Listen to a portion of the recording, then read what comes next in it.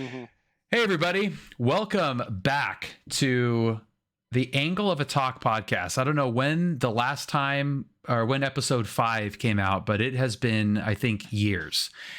It's a little bit different format from the first few episodes of this. Hopefully it works out, but it is. I am joined by somebody that I've been meaning to have on here for a long time, and we're still going to do a Brad Smith regular Angle of a Talk podcast where it's more interview style because he's fascinating. He is my aviation mentor. I have contract jet pilot as his title, which is very, very reductive in what he actually. What else would you call me? Well, I'm treating you as my Mona Lisa Vito in this context. Your expertise lies in general aviation knowledge. Yeah, well, the defense is wrong, Your Honor. Does the defense's case hold water? So Brad is not only a contract pilot, but he's a CFI, CFII, type rated in how many airframes at this point? 5 type ratings that cover, I think, somewhere around 30 airframes, something like that. Maybe not quite that many, but it's 5 type ratings. Yeah, which is wild. 40 to 50 types flown. 54 now. 54 types flown. Yeah, or no, 55. Thanks, Eric. 55. Awesome. Oh yeah, nice. Comanche.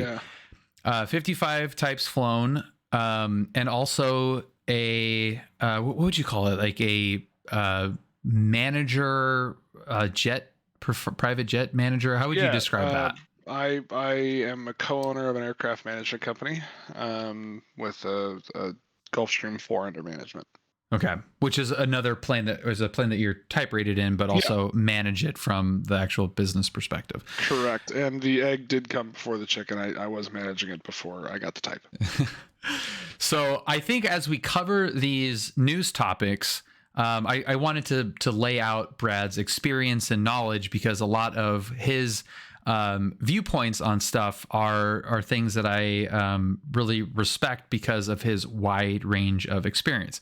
And also from more of a, I would maybe say enthusiast perspective, the military stuff, which we're going to cover, which you're just over, again, just like Mona Lisa Vito, your expertise lies in general aviation knowledge. So you're not necessarily like a military guy, but you are interested in it from an enthusiast perspective. Definitely, and I've got a lot of friends who have flown a bunch of different stuff for both Air Force, Navy, and Marine Corps, and Coast Guard. My best friend's a Coast Guard helicopter pilot. My best friend from college.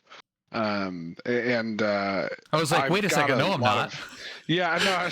I always have to specify that. But no, yeah, he flies for the Coast Guard. So I mean, I've got secondhand exposure to a lot of different topics, to a lot of different people. The last guy that I was flying with on one of my last work trips, this last work trip that I was flying on, the guy that I was flying with was an F-15C pilot. And then the trip before that was a retired lieutenant colonel in the Marine Corps who flew the F-18.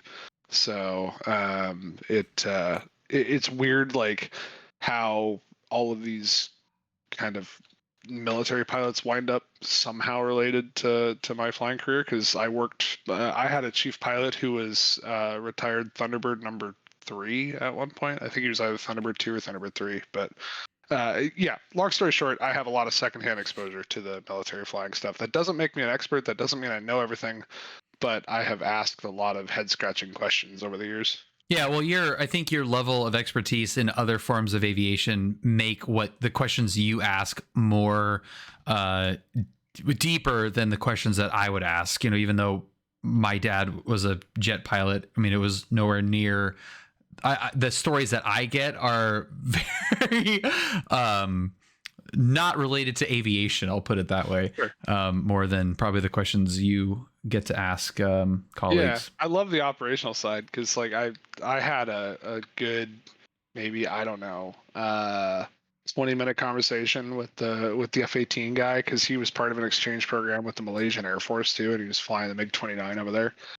So he was telling me all about the differences between dogfighting the F-18 versus the MiG-29, and the fact that the MiG-29 is a vastly inferior airplane in a dogfight, but it comes down to the guy in the seat. And anyway, I was just sitting over there like a sponge listening to it. It was probably half of what he said was true, but it was really entertaining.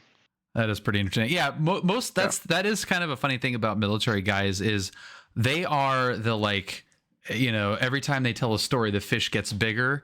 Oh yeah. Well, every good aviation story starts with "so there I was," Yeah. you know. Oh my god. Yeah. Yeah, no, it's very true. That's really funny. Oh, and speaking of, really quick before we move on to that, and I think I could probably save this for later, but I'll probably forget that military book, that fighter book that you just read. Oh yeah. Do you want me to plug that? Yeah, plug it. Okay, so there's a phenomenal writer by the name of Dan Hampton. He's a retired Air Force F-16 pilot, 4 times Distinguished Flying Cross recipient with Valor, Purple Heart, bunch of other stuff. Dude is unbelievably qualified. Also an amazing writer with an awesome editing staff. So I just finished his book Lords of the Sky, which is the nonfiction recounting and history of the fighter pilot, basically from the eyes of the fighter pilot, and kind of how he relates his experience to history of aviation combat going all the way back to 1915. Hands down, far and away, best book I have ever read. I could not put the thing down. I lost literally an entire night's worth of sleep reading it at one point. That's awesome. Because I just couldn't put the book down. The single-handedly best researched book I have ever read.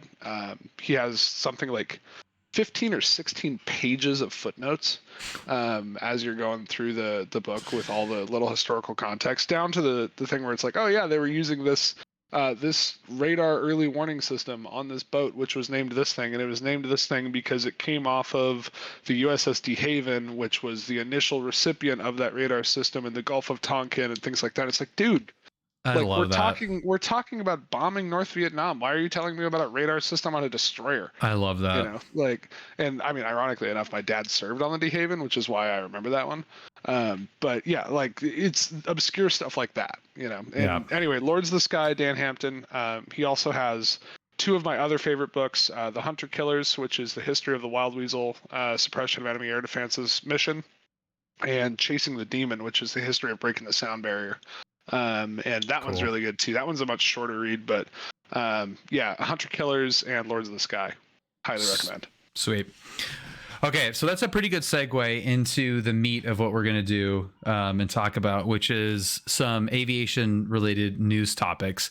And we're going to start on a somber note, but I think it kind of connects to a lot of this the military conversations, and it is the Reno air races.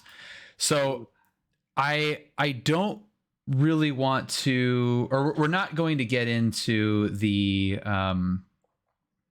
particulars of the crash from like an aviation perspective, but I wanted to talk about the air races in general, and specifically the danger aspect, which I find very interesting in a kind of morose way in a bit, and it goes back to the TV show that you were just finishing watching earlier today, Brad. Yeah. So the TV show. I was watching the end of the Formula One race. Yeah, I have a very cynical viewpoint of sports, but oh, hello, Q. Q is nipping at your heels, Brad, with 43 months. I know. What's up, Q? Following in my very large footsteps. I'm not sure if it's the correct word, but I'm very glad I did not see the crash and how it went down. Yeah, so my last letter home was at the show.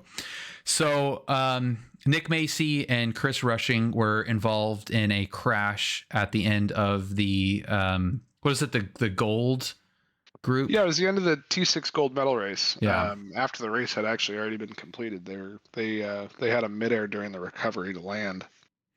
So really quick breakdown of what actually happened. Again, that's not necessarily what I wanted to talk about, but in the air races, you know, you've got the pylons and the planes are racing around this track. That's a pretty tight circle around the airport facility. And then when the race is over, when they cross the finish line, they, I believe, climb, right? They climb to whatever, two or 3,000 AGL. And then they have a much wider kind of recovery leg. That's a cool down. So it gets the lead aircraft away from competing aircraft that are still in the race and allows them to dissipate the energy to configure to land and all that stuff. So I don't know if any NTSB stuff has come out yet. I think there's been some initial stuff. And again, our stance on this channel is we do not speculate on accidents that involve fatalities before the NTSB report comes out. But basically to the effect, somebody lost sight of somebody and there was a midair that resulted in, unfortunately, 2 fatalities of very well-respected, regarded pilots. Yeah. And just to touch on that, Chris Rushing was a Goliath in the SoCal Warbird arena. President, I think he was the president of the Condor Squadron. I think president. Yeah, so he's the guy. He flew with CAF SoCal. He flew Willa Dean for a long time for the Lion Air Museum. Everybody in the Warbird world knew Chris Rushing. I should say everybody in the Warbird world in Southern California knew Chris Rushing. So that one hits pretty hard, hits the community pretty hard. I did not know him personally, but his reputation certainly preceded him. And he literally went out on top. He won. So yeah, and it is terrible. Like, it's absolutely terrible. But what I wanted to talk about isn't this particular tragedy, but it's about what I don't even know how to, like, I had a way of putting this in my head. The danger that exists in this event is pretty astounding. You know, we have a friend that competes in a T6, so it was like, as soon as we heard that there was a crash, it was like me and probably everyone that this guy knows is rushing to see who it was. And luckily for us, it wasn't our friend. Unlucky for Chris and Nick's families and friends, it was. So there's like that. Oh, yeah, go ahead. To put that in perspective for you, I got a text that a T6 crash had happened literally 4 minutes after the crash happened. I was talking to someone else we were talking about the T6 racing at Reno, and I got a text that, hey, a T6 accident happened 4 minutes ago. Yeah. So, and your initial reaction is, fuck. Yeah, I think that's actually I think that was actually my response text to that. Yeah, it was, yeah. So we another friend of the channel was God, I'm gonna butcher what he was doing, but he was like spotting or marshalling whatever Dredd was doing. I don't even know. Oh, yeah, he was helping run race control for the stole drag. Yeah. Okay, right. So he was in he was like under an easy up, essentially, like under the flight path of the races. So he's got that Mustang that had the engine out, Dreadnought, oddly enough. Yeah. Sea Fury. Yeah. So yeah. It wasn't a Mustang. Yeah, right. He was right under that. When it happened. And Blank Aurelio used his footage for his video on that. Like, that's how close he was. And those shots that he was sending during the week, you're kind of like, good Lord, we do, I would call tight formation work. These guys are doing tight formation work at 500 knots. It's just insane. Yeah, it is. And there is a lot of safety precaution put into that. There's a lot of training, a lot of qualification that goes into it. plus safety pilots, and it's a whole thing. It's a whole But thing. basically, it starts months prior with pylon racing school, and you go through a whole. I don't think it's a full week, but it's a significant amount of time where you're up there learning how to race the pylons, everything like that. Yeah. But it's as you would expect, being a race, it's a highly dynamic environment to fly formation in. Especially because when at the end of the day with that formation flight, obviously the goal is to be safe, but you can't follow the other racer, right? Like you have to overtake the other racer, which is what you don't do in a typical formation flight unless you're doing a lead change. And Very it comes down to controlled. this. Yeah, it comes down to this weird, like it's formation, obviously, like to the core, but it's also putting or pushing yourselves all the way to the edges of that envelope and pushing the bounds of the ability to do it safely. And there have been a number of accidents as a result of that while on the course, while races are in progress. This one was unrelated to that. But yeah, I mean, like it is formation flying to the most unforgiving format. So this is my, like, I guess kind of not really a hot take, because it's not really a take, but I saw this article from the Reno Gazette, and it was families of pilots killed at the Reno air races wanted event to continue. And that kind of was an interesting, when somebody dies doing something inherently dangerous, there's this weird, I relate it to Formula One because so much of motor racing, the excitement of it, the desire to want to do it, is because it's dangerous. Yeah. The same with these air races, and those shots from Dread with the planes flying overhead. I mean, you're doing 500 knots, a couple hundred feet above the deck. It's very controlled, very regimented, very practiced, but still dangerous. Just like Formula One, it's always going to be dangerous.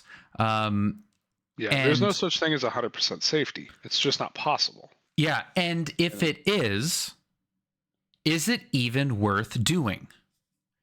Yeah. And that's kind of like the thing that really intrigues me about human nature, looking at these guys.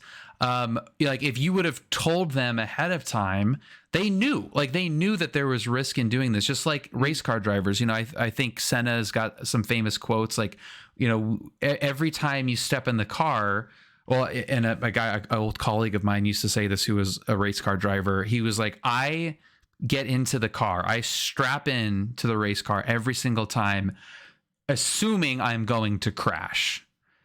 Sure. And it's like, to what extent you crash. Obviously airplane racing is a little bit different because crashes aren't as survivable, just statistically. Right. And so you've got this terrible crash that basically concluded the Reno version of the air races. You've got the family saying, they wanted to the race to continue. They wanted the event to continue. At the same time, you have this event kind of concluding. There was the L-39 crash a few years ago, and obviously the 2011, I believe, like big one. Yeah. So you have this like inherently dangerous event leaving its kind of home, and organizers are talking about starting it up again. Like I've heard a rumor about being outside of Vegas and Pahrump. Is it? Yeah, I'll believe that when I see it. Yeah. Is it worth doing? Should pilots that want to do it be able to do it if they want, knowing the risk? And should this event find a new home? What say you? Loaded questions. Is it worth doing? I mean, Reno has never been my thing. I think it's cool. The environment's pretty spectacular, but it has never really appealed to me. So I can't really provide an unbiased answer. That I guess neither could somebody who's think it is. But I really have a hard time saying that it's not worth doing. So long as people want to do it and understand the risk and understand that, this is a game that has deaths associated with it. I say a game not to belittle it, but this is an activity and an event that has a significant level of historical risk associated with it. As long as you are willing to accept that risk and take every precaution possible not to jeopardize those who have not accepted that risk sitting in the seat, then I think it's reasonable to continue. Technically speaking, there is somewhat of a risk going to those events, just like on motorsports, where on the back of the ticket, which I'm sure you saw at Spa in various languages, I'm sure, like there is an assumed risk in attending one of these events. But I agree. I don't think that, I'm not saying that people should go to a racing or air show and, assume a risk of having a plane fall on you, but everything in life has assumed risk. I drive to lunch and there's an assumed risk with the drive to lunch, Obviously it's a different scale of risk, but and a different, I wouldn't say likelihood, but a different historical occurrence of that risk being realized is a good way to put it. Because there's no predicting it, but And it's interesting from an aviation perspective. It's interesting looking at these guys, like they, and I don't know either of them. I don't know their backgrounds. I wouldn't be surprised if one of them had any military background. But there's like this, like human nature of some of these guys and girls, but let's be honest, it's mainly guys that do stupid stuff like this. Yeah. Although Vicky raced an Unlimited this year in the Purple Mustang. But from the actual like biological like makeup, there's this warrior mentality that is inherent in our nature that makes us want to do this stuff. And these two guys, if you rewind back to August and we go to war with China and they need to recruit a bunch of pilots to go fly F-18s and, like we're on, World War III's in full tilt. These dudes are the first ones to sign up. Oh yeah. They'd be in line. And we you need guys and girls like that. You need people that have that like biological desire or like need to adrenaline rush, fight, like whatever the part of your brain that makes this, like they don't have a choice almost. Like they have to do it. The reason that they're in the Reno air races isn't because they've always wanted to race T6s. It's because we're not at war. Like the air races wouldn't exist if we were at war and constantly having these distinctly post-war event. Like and same with racing too. There's more reasons than just that. Obviously, it's kind of hard to have an event with 50,000 people at a abandoned airfield when the airfield isn't abandoned and people are being bombed. Right. But like those racers and athletes and these competitors that all got drafted and fought in World War II and in Vietnam in some cases and stuff, and even like in the post 9/11 stuff. It's just interesting that you have that swing of emotion of, are the people that I know and care about okay? And then, the sadness of the tragedy at face value that anybody lost their life, swinging back to this is an elective, obviously dangerous thing that these guys are doing. Should we as a society continue to let that happen and promote it almost? Yeah. We don't stop people from base jumping, right? We don't stop people from skydiving. We don't stop people from free climbing mountains, things like that. The only real difference between that outlay of risk versus this outlay of risk is that this is a spectator sport. It's organized. It's organized and it's a spectator sport. So, you do have some level of risk to the public, which is what the FAA's stance has always been. That's the most important thing to minimize, is risk to people who didn't sign up for that, essentially. But I don't think, like, you will always, if it's not Reno Air Racing, it's going to be something else, right? Yeah. Like, you look at the Red Bull Air Races when that was going on. Yep. There will always be somebody trying to go faster and lower, Yeah. right? Yeah. Fly through a tunnel. Yeah, with an F1 car. Yeah. The low altitude record can never be beaten. It can only ever be tied, right? Yeah. But people are going to try. Yeah. They will always try to get down to that 0.01 foot, and then that 0.001 foot. And they will always try to get, okay, the current the current airspeed record is Mach 3.34. Well, somebody's going to try to go make 3.35. Yeah. And that's just inherent to this type of pilot. And there are many different types of pilots, and I, not knowing either of these guys personally, I can't really speak to their character, but I don't think it's an unfair generalization to say that they're part of a group that is always looking to be right on the edge. And that's not an indictment. That's actually a what's the word I'm looking for? I think that's great that they're always looking to push the boundaries. Yeah. We need people that's like how that. progress happens. Yeah. Right? We need people like that. Yeah. And it's fulfillment of being a part of a team. It's fulfillment about being, doing something dangerous and surviving. Mastery of your craft. Yeah. And it's almost like it's at some point, we become this, like, putting the little plastic protectors on every outlet and covering every corner. Like we kind of become this nanny state where some people need that. Where like, like nobody, like there's nobody can die, which is a noble thing to strive for, but wholly unrealistic. It's like, do you shut down the air races because someone could die, or do you provide a organized version of something that someone's always going to do anyway to help control it and mitigate it?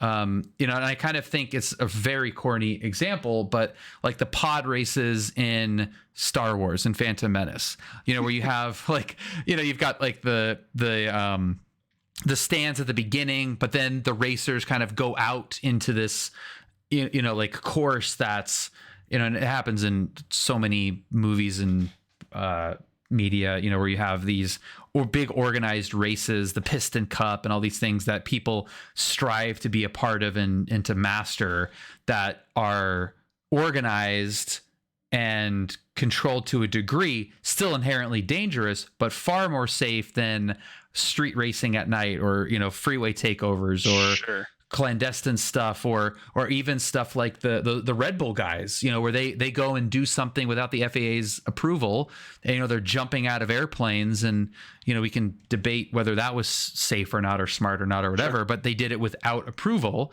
Are those things better than just letting the people do what they were going to do anyway, but having some kind of guardrails? Yeah, no, I mean, I think that's that's an impossible question to answer without hindsight, right? Like, you will know for a fact at some point whether the correct decision was made or not. It's impossible to forecast what that's going to be, what that's going to look like. I think that organizing high risk events and high risk sports and things like that into the most practical and safest manner possible without compromising the integrity of those events is important. But it also, like, that takes a very fine line to do, and it requires an extremely high level of nuance to be able to do that effectively without basically ruining whatever event it is that you're trying to promote. Look at Formula One. I mean, there's like an argument to be made, and many drivers have actually made it, that it's too safe. And that's like a crazy thing to say. And it also seems a little bit weird, to say that something can be too safe, but it is effectively too safe. and it takes some of the excitement out of it. Our monkey brains just kind of feed off of the danger and the allure of these heroes. Senna, Prost, Andretti, why am I blanking on Tazio Nuvolari, all these guys, like, they're heroes, and kind of are like fighter pilots because there was inherent risk. The attrition rate was huge. That added to the excitement. It's fucked up to say, but it added to the excitement. Yeah, and I mean, you look at some of the risk rates, especially you go back to like early Formula One, and the fatality rates and injury rates and things like that. It's like the risk is unbelievable. So there has to be some sort of happy middle ground in there.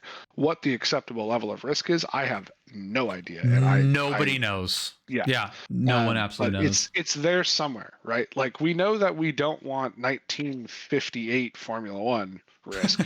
We know that 2023 Formula One risk might be a little too low to make for quality entertainment, but then that comes back to a philosophical question of, okay, is entertainment more valuable than risk? And it's a whole thing that I'm not smart enough to discuss. It's a horrifying topic to come to terms with, which is kind of why I wanted to talk about it, because I feel like this was an example of like a recent example of that. And Last Letter Home mentioned Stroll's crash in Singapore. Oh yeah, that was less. Or Norris Spa last year. Yeah, the Stroll crash was more violent than Senna's crash in '94.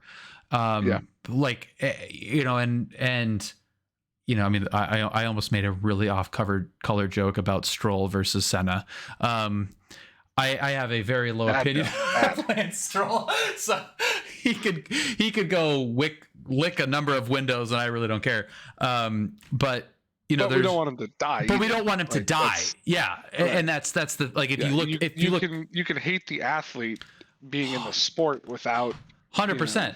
And that's when it starts to become very uncomfortable when you're talking about lowering risk. You're now saying, all right, which one of these guys would are you willing to see die on live TV? You can go. That's fine. Right. Like, and then you're like, wait, none of them. But then at the same time, if that was a possibility, that overtake now becomes way more impressive. If somehow it's impossible for Reno air races to be conducted with a fatality, all of a sudden that 500 knots at 200 feet would not be as impressive, because you're like, well, fuck, I'd do that too, because there's no risk. Right. You mess up, the parachute comes out, or the whole thing turns into a big balloon and whatever. You wouldn't watch it, and the pilots doing it wouldn't want to do it. Like, they're, like, it's just, it's. I think that's true to an extent. There are certainly people among that group that don't do it for the risk. But I mean, every discipline, every sport has adrenaline junkies. But they do it. They don't do it for the risk, but they do it because of the notoriety and the elevation that occurs because the risk is there. It's not impressive to do it if there's no risk involved. It's like the popularity of it, the pod race winner, is revered because there's risk in doing that. So if you survive, you are lauded as a hero. It's chariot races. Like, they had chariot races because, well, we conquered everything, so we might as well, like, have fake wars. Gladiator, right? Yeah, gladiators. Yeah. A perfect example. Literally killing each other for sport. Yeah, I think about the Roman Empire every day. When who asked that question in the Discord, I had no idea that was a meme. I answered every day. I didn't either. Because of course, like, it was really and then Steve goes on about the self-sealing concrete or whatever it is, and I'm like, that is amazing. Yeah, like, how could you not? It's so funny. Captain Dark, and I just have to jump in. 64 months, Ryan. Literally having birthday dinner with my family right now, but absolutely needed to pop in and say hi for Angle of the Talk. Happy birthday, Ryan. Happy birthday, buddy. Ryan actually created the logo and came up with the name. So TM Captain Darkcon. I love it. But yeah, so it's like war goes away. We need to assume some risk, so we make up fake wars. You know, fighter pilots have no fight to pilot in, so let's throw them in the desert and have them race around pylons at with surplus war airplanes. Yeah, it's in literal surplus war airplanes. You know, there's no trench warfare doesn't exist anymore. So I don't know. Let's put helmets on people and give them an oddly shaped ball and have them go back and forth. It's really kind of bizarre. Julia, am I in your? Yeah, you just 42 minutes of recording, and you just ruined that entire take. So we have to redo this whole thing. Look at her face right now. She's like, oh my God, did I really? No, I'm just joking. You're fine. This is when this goes live for real. We'll edit this part out. He says. Yeah. Having left it in. As we're live. Okay. Oh, that's awesome. Thanks, bud. Oh, while you're here, please. Nope. Julia, Scotch. Yeah, Scotch, Julia, now. Yeah, the target water. Okay, so I don't know if you'll be able to hear this, but this is the audio of the F-35. Oh, I've heard it. Pilot calling 911. So in case you're living under a rock, F-35 goes down, which is the real topic that we want to talk about. F-35 goes down, pilot ejects, just like Top Gun, walks to a house and calls 911. This is the audio from that call. Exactly what happened? I guess we got a pilot at our house, and he says he got ejected. So he ejected from the plane. So we just see if we could get some ambulance, please. I'm sorry, what happened? We got a pilot in the house, and I guess he landed in my backyard, and we were trying to see if we could get a ambulance to the house, please. We had a military jet crash. I'm the pilot. We need to get rescue rolling. I'm not sure where the airplane is. It would have crash landed somewhere. I ejected. Okay, I understand, sir. How far did he fall? I was at 2,000 feet. Has there been a report of an airplane crash?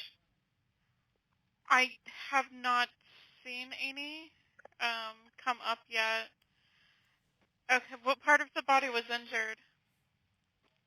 Ma'am, I'm a pilot in a military aircraft, and I ejected. So I just rode a parachute down to the ground. Can you please send an ambulance? Yes, sir. I've already told you they're on their way. I'm just required to ask these questions while they're en route. Okay, so I'm gonna inject some levity. We probably should have played transition music from the super morose topic we had before. I find it hilarious that the poor 9/11 dispatcher asks the military fighter pilot. Now, these guys, this is an F-35 pilot. This is the best of the best of the best pilots on planet Earth. and this poor guy is like, like, how far did you fall? And like, just completely like I have no idea what's going on. And his responses are so funny. The only thing that would have made that 911 call better is if it started with, your call is very important to us. Please hold while your party is reached. Like, seriously, that's the only thing that would have made that better. It's so freaking good. Iowa, cheers. Thank you so much for 63 months. That is crazy. So that is it's so funny from like just in context, out of context, an ejected fighter pilot talking to the 9/11 he dispatcher. Thinks he's being like extremely clear with what he's communicating, and she has zero context for anything that's going on. Yeah, that's a cold call to 911, right? Yeah. You don't get a cold if you're in whatever Fayette County, South Carolina, or whatever it is. You don't get a cold call about somebody ejecting out of $100 million military aircraft. Yeah, I understand, sir. And then you're talking to the pilot like that. if you put that on the bingo card, it's never gonna like you're never gonna cover that square. Yeah, I love how he says or how she says like, how far did he fall? Yeah, 2,000 feet. And he's like, well, the he is me. We're now like this is in the second person. Like I am he, and I ejected at 2,000 feet. Yeah. How far did he fall? Oh, the poor guy, the poor girl, everybody involved. The homeowner is like, ma'am, there's some guy landed in my yard. Yeah, and I mean, imagine being her too. Like, she goes to family dinner like 2 days later. You're like, you guys are never gonna believe this. Yeah. Like, you know, like, and then the audio recording shows up on national news, and she's like, "Yep, that's me." You know, like, it's so just immortalized for all time, being the and how far did he fall, girl. Yeah. So okay, so guarantee that guy's got a new call sign, by the way. Yeah, guarantee it. 100%. Yep. So now to go from the funny to the utterly absurd, we now have what is often referred to as colorful hick theater, which is a term used for man or woman on the street interviews on the local news of certain things that happen. There's a theory out there that there's a subset of people that when they are interviewed by the news, they want to be the next Leon Dobson or the back it up lady. Like they want to, like, how can I get on what's it called? Auto-tune the news. How can I get on auto-tune the news quicker? So let's be as insane as possible on this this news interview. So this gentleman was an eyewitness to the plane crashing, and I'm sure everyone has heard this by now, but I wanted to play it. The plane as it was flying past his house and crashing nearby, but he didn't know what it was. I'm almost October the 6th. I'll be 72 years old. Randolph White retired from his job at the paper mill in Georgetown 10 years ago. He lives in this house with his wife in a very rural area of Williamsburg County. Well, it's nice and quiet and peaceful, and I don't have to worry about people that, close up tight. I like space. He loves living about 2 miles away from where he grew up. Normally, it's pretty quiet, but on Sunday afternoon, I was in the bathroom taking a shave, and I heard a screeching, between a screech and a whistle. I said, what in the world is this? And I heard a boom. Then my whole house shook. White says he didn't realize it was a plane at the time, so he didn't call anybody. The first thought came to me, I said, well, must be a meteorite coming out of space or something. And I said, well, if it's an airplane, it needed to be reported. That thing was flying just too low. So yesterday evening, I said, the helicopters, I was out there walking. Choppers keep flying around. I said, well, somebody must have robbed a bank or killed some people or whatever. So I walked up there. They told me it was about the plane. The F-35B airplane. Okay, so that is one of the funnier things, and I think that is a genuine recreation of the sound that he heard. And that is 1-to-1 for how it was in his head. My favorite remix of that is that I don't have it. I didn't have it queued up here, but I'll see if I can recreate it. Between a screech and a whistle. I feel good. It's so funny. The remixes of that guy. Oh my God, I love it. It's always these unifying stories that are apolitical and like unite everyone in the form of memes that I find so fascinating. The last one that I think we had was probably the sub implosion. Yep. Yeah. So this one, thankfully nobody was hurt. And I think at this point we can kind of say that definitively there's no. Yeah, I'm sure the pilots got some injuries, but nothing life-threatening. Yeah. So it's one of those, like, all of the memes that come out, like, how can the military lose a, whatever, $70 million jet or whatever they're, or more than that. Yeah. Oh no. Yeah. 100 million. Or 100 million. Yeah. They're saying 100 million here. So, okay. Mind you. Yeah. So what I wanted to ask you about is in your knowledge of your general aviation knowledge, how weird is this? For a plane to, I think what we're hearing is that severe turbulence knocked something loose. The plane auto ejected the pilot. I've heard that. Yeah, which is, F-35 has had a lot of issues. So this isn't like a completely random occurrence that the F-35 would have an issue, but from a strictly aviation perspective, what in the system the National Airspace System failed to make this plane unfindable for as long as it was?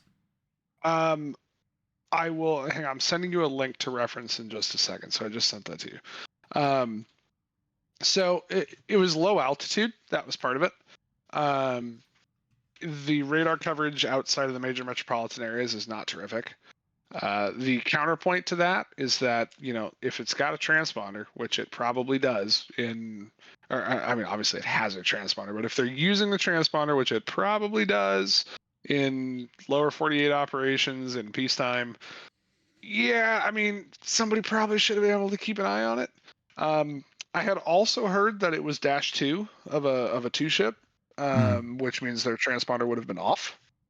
But I have not been able to confirm that. Truth be told, I have not done a whole lot of digging into this mishap, just because it's a funny headline and I didn't look longer. I didn't look further than that. Same with me. So, and even in like preparing this as a story, as something to talk about, I kind of wanted to go in this as a private pilot but enthusiast, and you as a professional pilot and enthusiast plus, like wrapping my head around something that big and loud being lost is kind of fascinating to me. Sure. Yeah, and if you look, like he punched 80 miles. If I'm looking at your screen correctly, he punched 80 miles away from the crash site. Yeah, that's not that far. Like that airplane's doing, call it 300 knots, right? Like that's 5 miles a minute, 6 miles a minute. Yeah. That's going to cover that in a hurry. So the fact that it only flew for another 15 minutes or whatever it is, thereabouts, it's not that surprising. Especially if it was something like you have a flyable airplane that has otherwise initiated an automatic ejection, if that's what happened, or the pilot initiated ejection based upon conditions at the time of the mishap. Which, by the way, could very well and likely was the correct decision if that was a pilot initiated ejection.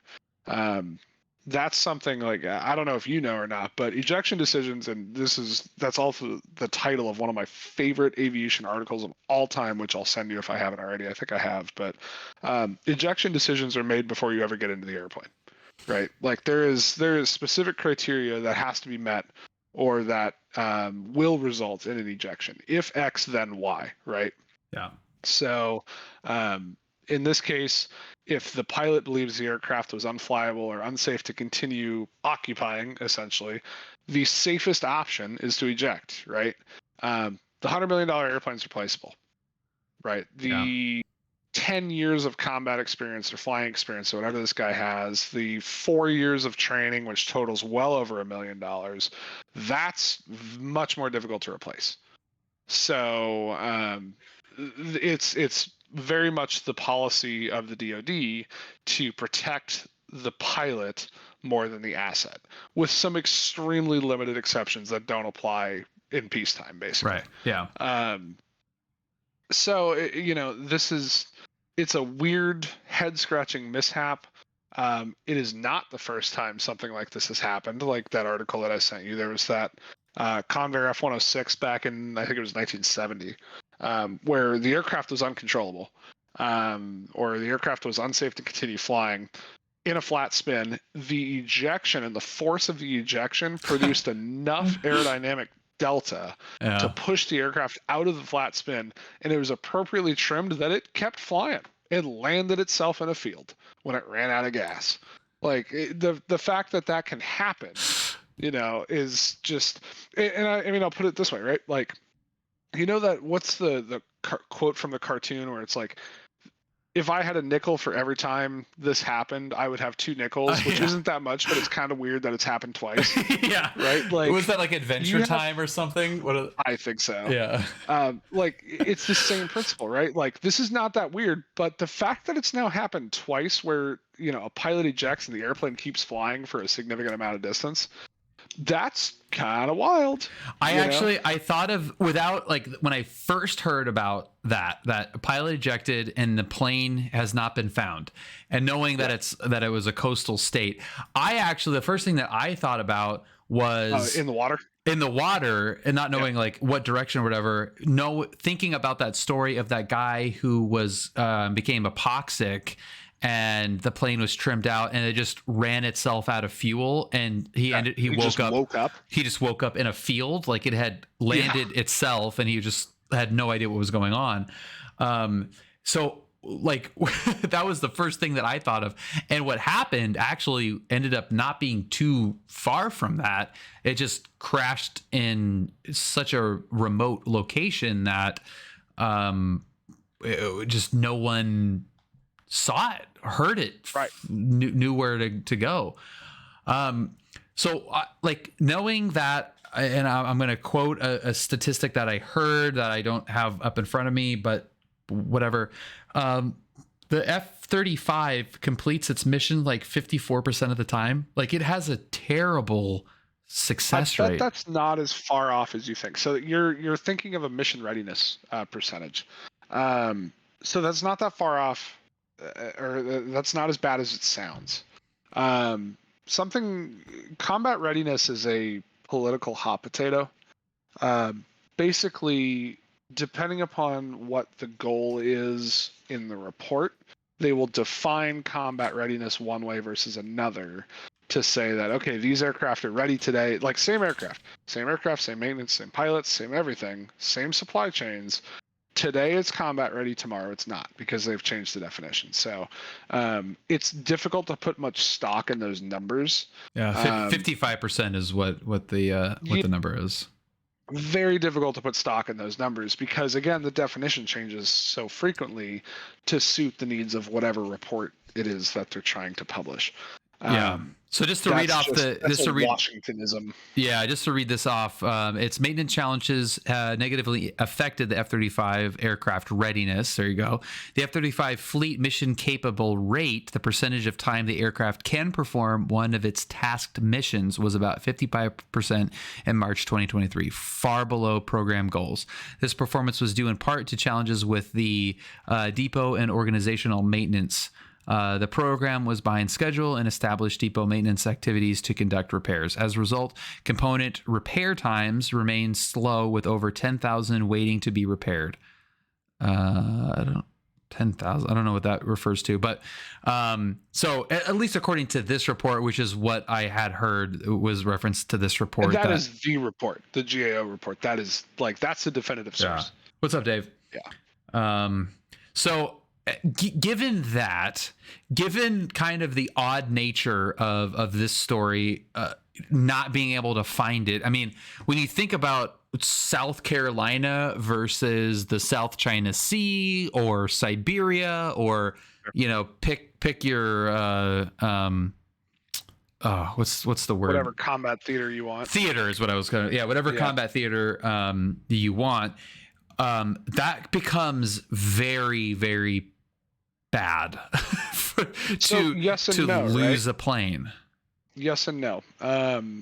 Agreed. Very bad. Do not want to lose a highly classified, extremely advanced piece of technology.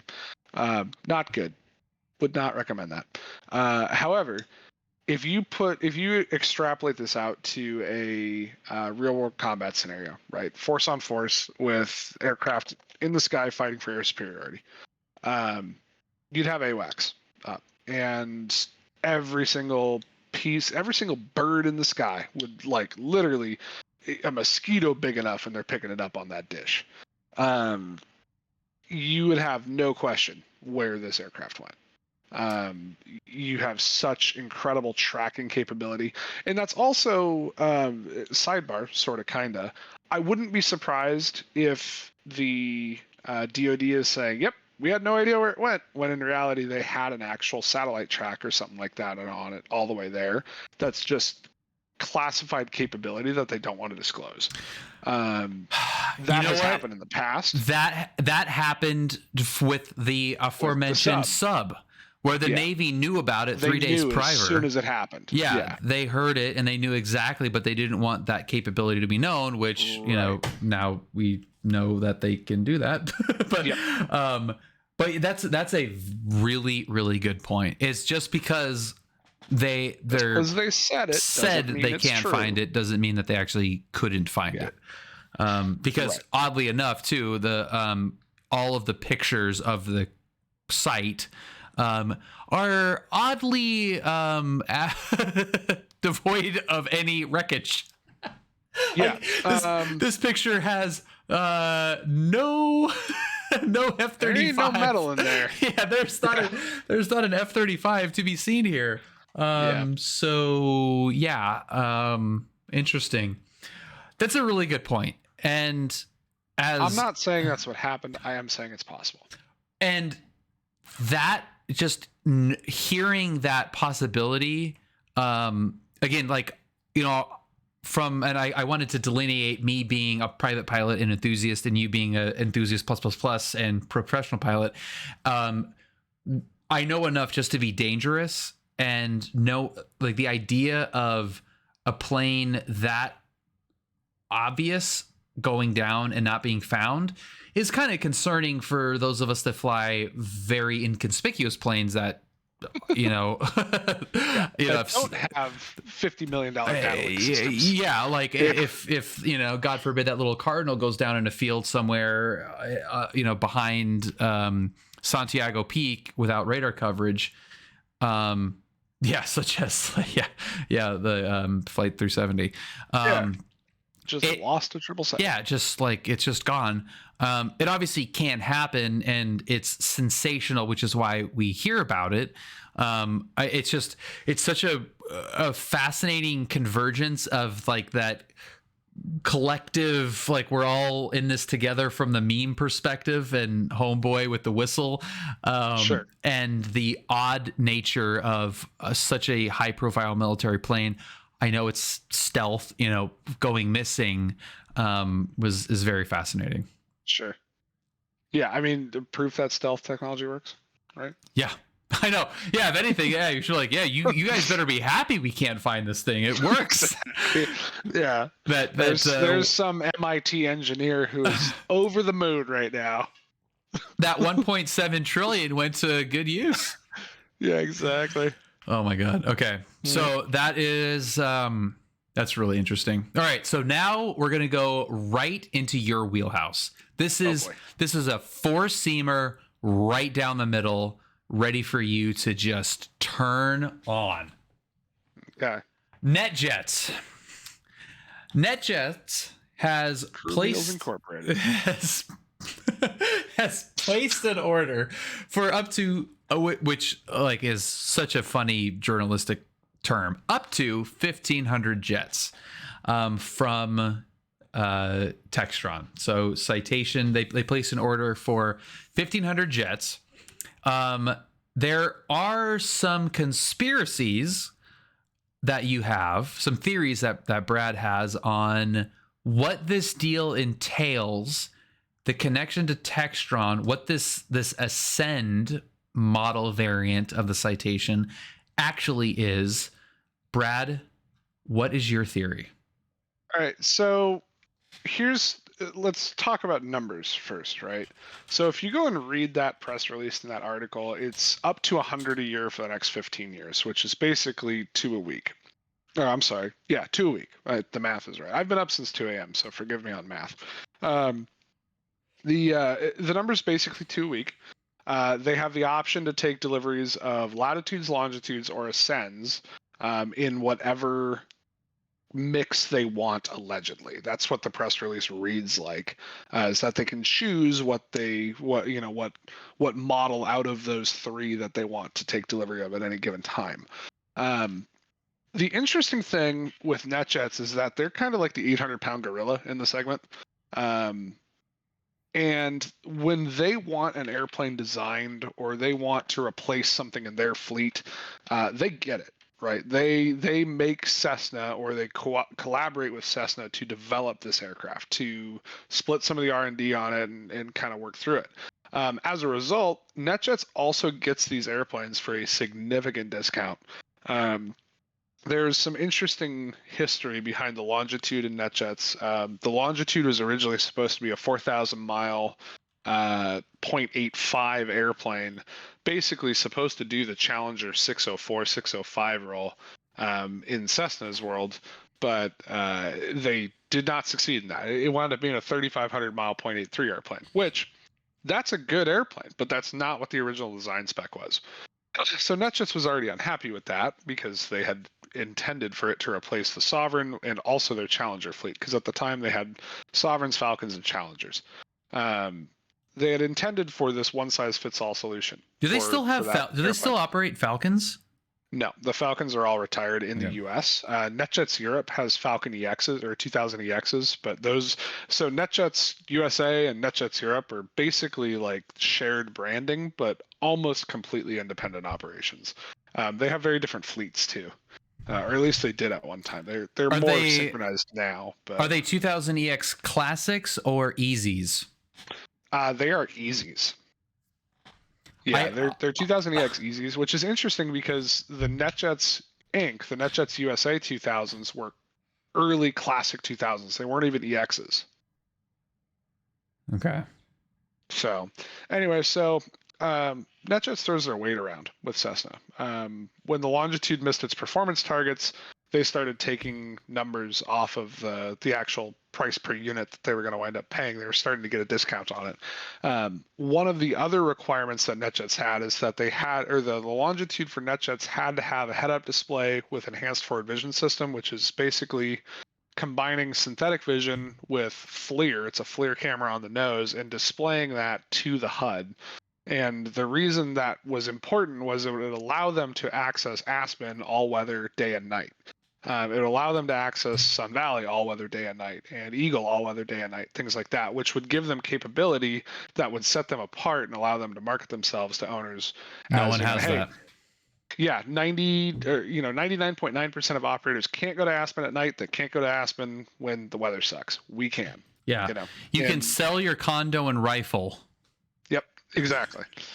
So that was kind of their thing with it. And then when the Longitude G5000 application failed to certify the HUD, they could not get certification for the HUD in the initial development. I think it is now certified, but with original release and original certification, there was no HUD option for it.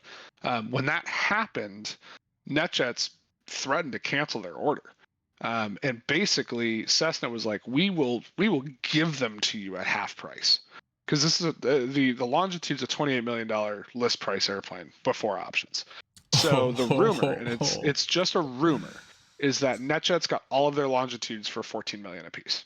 So that would make sense why they're staying with Cessna, because they've already got them kind of in a stranglehold to say, yeah, if we decide not to buy any more of your airplanes, then you guys are going to go out of business, because almost literally, like, no joke, like Cessna would go out of business. Yeah, they would, because NetJets just has them in a stranglehold, and they have so much weight to throw around that they can go to Cessna and be like, we want these airplanes, we're paying X price per unit, and if you don't sell them to us at that price, we're not buying any more airplanes.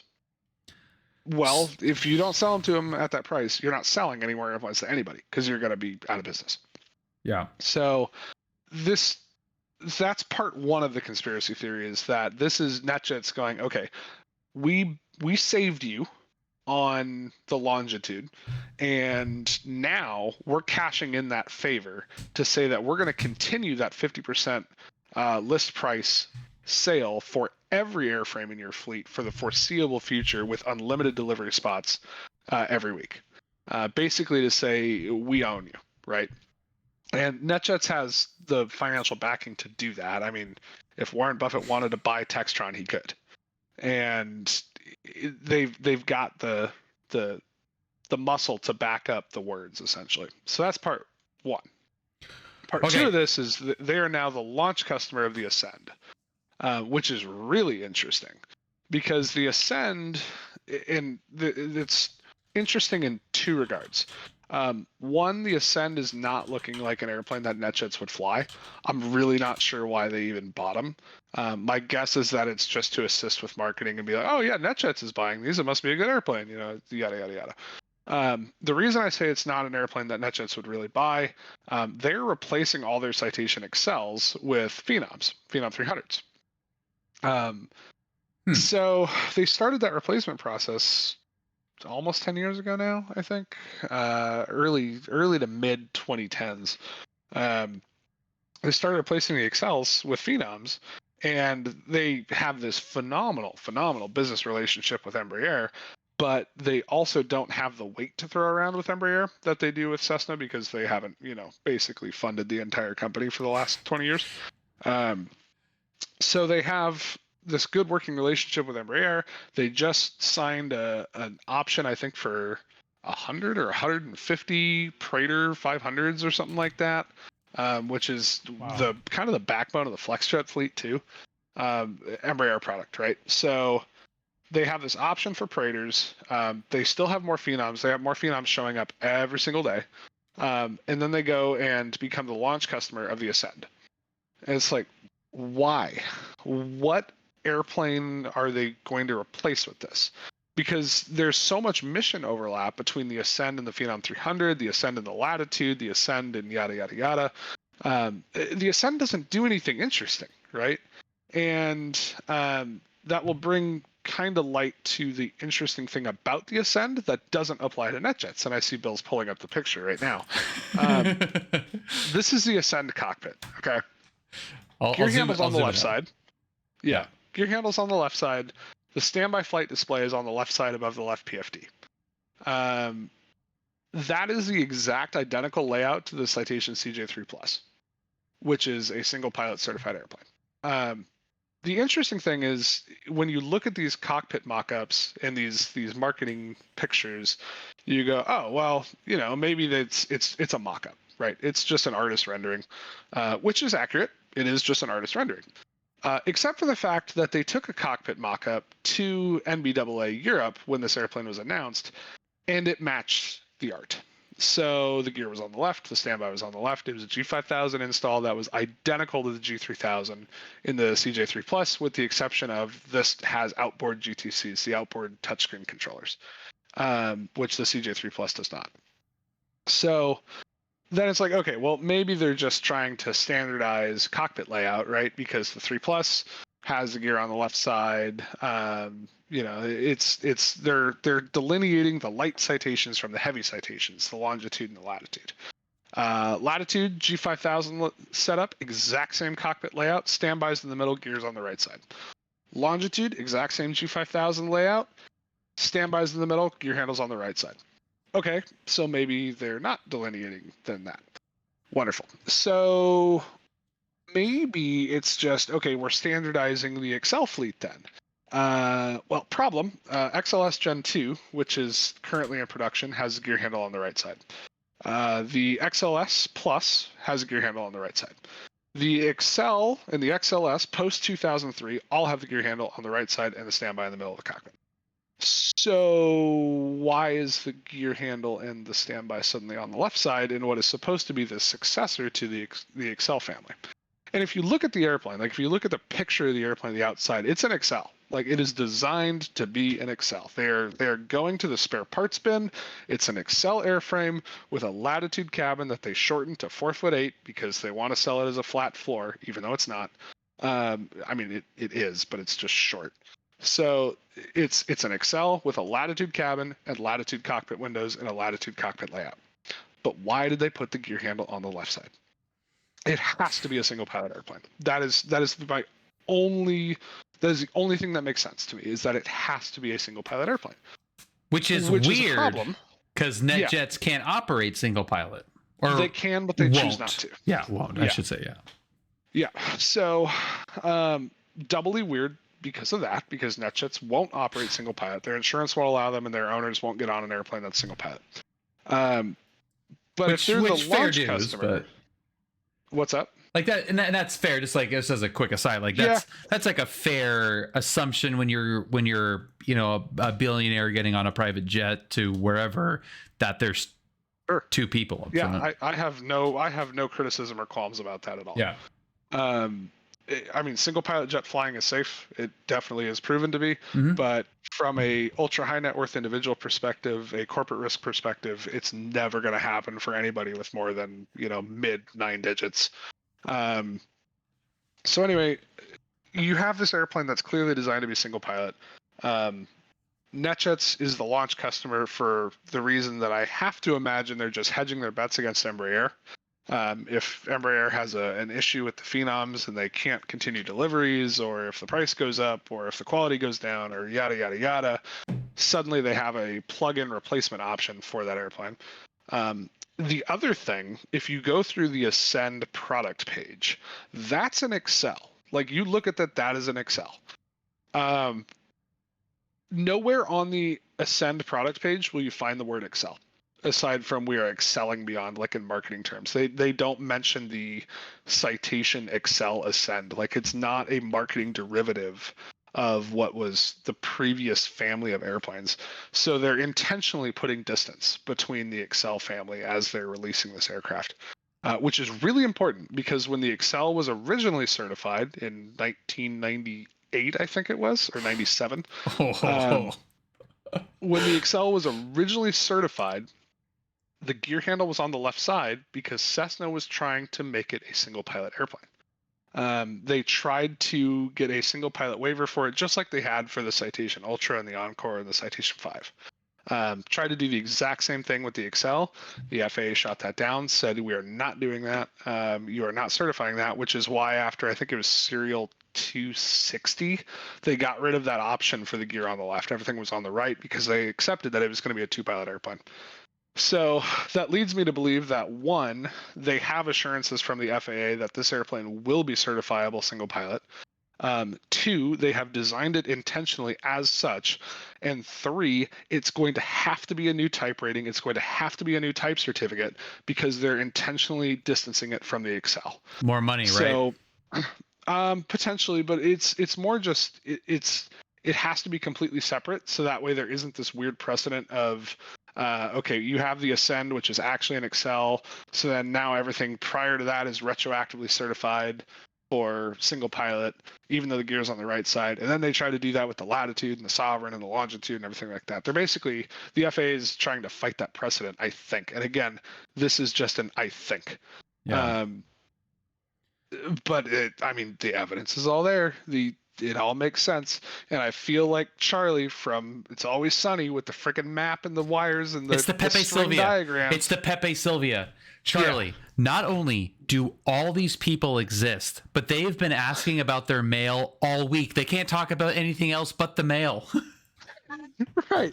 Like, I sound like this guy. I fully understand that. It's one of my favorite episodes of all time. And not even because of that scene, but because of how'd that movie end, dude? Whatever. And then they played that song from the 80s, Day Bow Bow. What is Day Bow Bow? Day Bow Bow. Right. Yeah, dude, like, it has to be single pilot. And it's driving me up the wall. Why? That there is no confirmation that it's going to be single pilot. As soon as they say, yeah, this is going to be a single pilot airplane, I am going to throw a party in the streets because I will have called it. But why? Like, that, the part that I don't understand is, I get, like, going back to this shot that I was just kind of looking at here, flat floor, I get that. 4'8", by the way. Which is hilarious.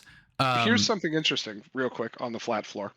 4'8" flat floor is the standard. There is an option for the exact same Excel cabin with the sunken aisle for a 5'6". It's an option. I've never heard of that where you have the option of a flat floor versus a not flat floor. But it's been such a buzzword, I feel like, in the private jet community, that it's strictly for marketing purposes, right? Like there's no, it is one of like the top 5 things that I've ever done in my life was fly on a Excel. Like I get it to a degree that a flat floor means that you're in a Challenger 350 or, like it just kind of denotes the next level up of plane. It makes a difference. Well, because really it's bigger. does. I mean, it's a bigger fuselage, so there's like inherently more room in it in general. But the experience as somebody that didn't pay for it and, couldn't pay for it, is still super cool. It's strictly from a marketing perspective. But when you look at the cockpit, I have been fascinated by the marketing and sales and development on the cockpit side of things, because inherently owners don't really give a shit. The people that are owning, operating, flying do, and to some extent an owner will want to appease those that are flying and trying to keep them safe. I don't know what the reason would be for this airframe to be single pilot certified, if it ends up being single pilot certified, or understanding that the majority of the planes are going to be sold to somebody that's not going to fly it single pilot ever. I disagree with that, actually. If this winds up being single pilot certified, the Phenom 300 is in huge trouble, because they cannot compete with a single pilot airplane that has an APU. And that's been one of the big hurdles for single pilot certification, is there has never been an airplane with an APU. Never been an airplane with an APU that is certified for unattended operation in this segment of the market, right? So anytime you have an APU installed in an airplane in the business jet world, there has to be a pilot within the footprint of the airplane in order to babysit that APU, basically. You are legally not allowed to leave it unattended until this airplane, and now you can. So why would they do that? To give the presumed second pilot the opportunity to go to the bathroom at the same time as the other guy's getting coffee? Like, no, they're not going to spend the certification money on that. That doesn't make any sense. So it has to be because it's going to be single pilot. And if you have a single pilot airplane that you can put 6 seats in the back, 6 comfortable seats in the back, and if you compare an Excel or this new Ascend to a Phenom 300 cockpit, it is night and day. I mean, it is so much more room in the Excel than a Phenom. And I know this because I flew someone in an Excel who owned a Phenom 300, and he's like, this is so much better. And it's not even close. And the reason he did not have the Phenom 300 anymore was because he wanted the space. And he did not mind the Excel being 2 pilots. Did not mind that. But if he had the opportunity to have a single pilot Excel, obviously he would have taken it. So, I mean, that unattended APU is so important from a certification standpoint, not so much an operational standpoint. I guarantee you it's going to be the same APU in the same box with the same automatic fire suppression and detection. Everything is going to be exactly the same about that APU as the one that's currently installed in the XLS Gen 2. Or now, XLS Gen 2, that's what they're calling it this week. The one that's installed in the XLS Gen 2, except for the fact that now it says certified unattended. Like, it's literally, the difference is going to be one line in the operating limitations of the airplane. But what is the benefit of it being single pilot versus the Phenom in general? Well, the Phenom's also single pilot, right? So if the Phenom's the largest single pilot business jet in the world. Yeah. If you look at the size of a Phenom 300, it's bigger than a CJ. Like, inside of it, it's bigger. It's not that much bigger, but it's bigger. If you look at an Excel, especially if you can keep the sunken floor in the Ascend, right? If that's an option. And I would be willing to bet that most people will pick the sunken floor over the flat floor. If you look at the sunken floor Ascend and certify that single pilot, that's way more space. way more space, way more comfortable, way more room. That is a lot more space. And that will, they're basically targeting the 2012 to 2018 Phenom 300 owners, because those are the guys, especially the owner pilots, those are the guys who are wanting to think about moving up now. And right now their option is a Phenom 300E or a CJ4. And CJ4 they're not going to do because it doesn't have Garmin. It doesn't buy them anything. A Phenom 300E they might do, but all they get is new avionics and a marginally faster Mach limit, which they're never going to get to anyway unless they want to just pour gas out the back of the thing, which they don't do because they're a single pilot business jet owner, and they own a single pilot business jet that's flown single pilot because they care about the cost of the other pilot. So I don't see any world how this couldn't be a single pilot airplane. It doesn't make any sense for NetJets to be the marketing customer. Like, that's part one of the conspiracy. Part two is that it's a single pilot airplane. It doesn't make any sense for NetJets to be the launch customer for it, unless they're planning on replacing their Phenoms or they're hedging their bets. But I mean, it could also just be marketing. But does NetJets operate their Phenoms single pilot? No, and they don't have to. And it's the same thing as this. You would have the option to not operate a single pilot, right? But no, NetJets does not do any single pilot flying. I mean, could you, this is like my ignorance of the whole system, but is there any benefit for like a Part 91 repo single pilot that provides any, is that even worth worrying about? No, not really. I mean, there may be an edge case in 1 out of 10,000 flights where it would make a difference, but it's never worth marketing or planning on, It seems so. Makes no sense. Makes no sense. It makes no sense. Okay. So, All right. So my limited knowledge of everything that you just explained, my feeling of I don't get it is correct. Yes. And there's one more big piece of the puzzle of this order, which is really interesting. It's 1,500 airplanes, right? That's 100 airplanes a year for the next 15 years. 1,500 airplanes. The totality, the entirety of the current NetJets fleet is 780 airplanes. So what are they booting out in droves? Yeah. Are they doubling? And NetJets can't hire pilots right now. So are they doubling fleet size while also getting rid of, like, are they going to try to replace Globals with Longitudes? No. Are they going to try to replace Challenger 650s with Longitudes? No. Are they going to try to replace Challenger 350s or 3500s with Longitudes? Maybe, but they still have another 100 Challenger 350s on order too. So, I mean, well, commercially speaking, and this might be like really inside baseball, commercially speaking, who is stronger between Embraer and Textron in terms of sales and development and product launches and support? Like, who's on the up? Who's, kind of contract? Textron's got a major PR problem right now. They are seeing unbelievable turnover in their service center and sales departments.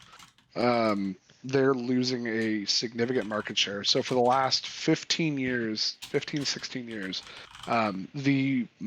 most hours flown on any model of business jet in any particular year was always the Excel. The Citation Excel family was the most popular business jet in the world for a decade and a half straight. 2023 is the first year where it's the Phenom 300. So this could be part of that, where it's like, okay, we're stabbing back at that. And I will say to take those numbers with a grain of salt, because the Phenom 300 now being the most flown business jet in the world, the most operated business jet in the world, is that way. That's because crazy. NetJets replaced all of their Excels with Phenom 300s.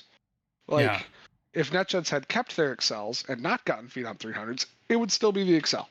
But all the Excels, or almost all the Excels, are gone now. It's all Phenom 300s. They just ordered more of them. FlexJet operates like 100 of them. AirShare operates a dozen or so of them. Like, everybody's operating Phenom 300s because Embraer loves to sell fleet discounts. They love that. That's why FlexJet has all the Praetors and has all the Legacies. That's why NetJets just bought 150 Praetors or whatever it is. I mean, could it be as simple as like you said, NetJets has a ton of weight to throw around with Textron, and if they're going, I think that's 100% it. if they are looking longer term than even just the 15 years, like beyond the 15 years, but on like a year by year attrition cycle through rate, if they're thinking, if we buy a bunch of single pilot capable planes that we're going to operate with 2 pilots, by the time we phase these things out down the road, they're going to be worth more to us on the resale market as single pilot planes than, because I think, now this is anecdotal from what I've heard you say, Phenom prices are super high in the secondhand market versus Citation, right? But if you had, like, is that true? Phenoms were inflated for a while. That market has recently fucking bottomed out. It's like, it has tanked. I'm starting to see business jet pricing back closer to 2019 than we've seen for the last 3 years. It's that market has tanked. But with that said, it's kind of a moot point. And the reason why is because up until 2020, I think it was, 2020 NetJets had a shift in their fleet retirement plan and their fleet retirement SOP. Prior to that, they would sell the airplanes that they retired. So all of those gray and black and red and white painted Falcon 2000s you see floating around, those are all former NetJets Falcon 2000s. There are a number of former NetJets Challenger 604s and 605s floating around. There are 50 plus NetJets Citation 10s floating around. The company I used to work for has one of them. Mountain Aviation had 37 of them, I think, is how many they bought. Wow. Like, that's what put Mountain on the map, was buying those 10s and just blowing it up, basically. Exojet had all of them too. Like, all of Exo's Citation 10s were former NetJets. So, like, what happened was in 2020, there's one specific example which really was kind of crazy. They retired one Sovereign from NetJets that wound up, so obviously they retired more than one, but the one that I know of, it was for sale for 2.4 from Textron resale, or from Cessna resale, for 2.4. It got bought by the Ritchie Group in St. Louis. Paint, interior, turned around and resold it for 4.9 after putting about after putting about 500 grand into it, if that, maybe. Turned around and resold it for 4.9. So the 10s were a large part of it, but the straw that broke the camel's back was that Sovereign, because they were tired of having to compete against their own airplanes. And, you know, I'll give you the perfect example. One of the clients that I fly for, it's a large corporation, it's a publicly traded corporation.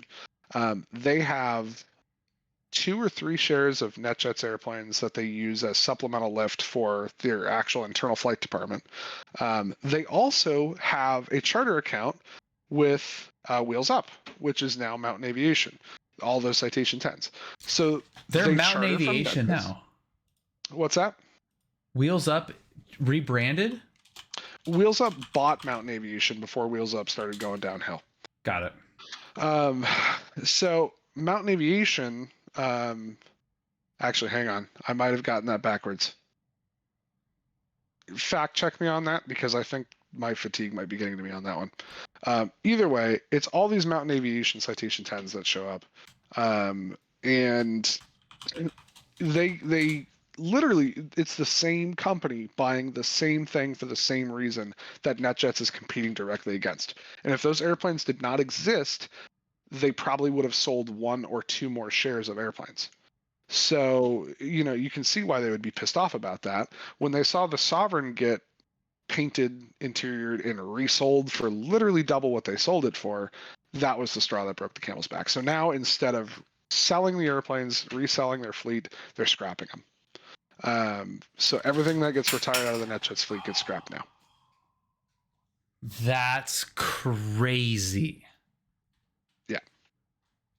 So that's why I say the resale value of these airplanes, unless there's another policy shift back the other way, the resale value of these airplanes will be nearly zero. It'll just be a write-off. Wow.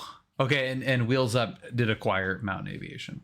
Yeah. Okay. So, all right. Fatigue brain, not quite there yet. So they, in order to protect themselves from their own planes going into market, competing against themselves, they scrap them. Scrap them.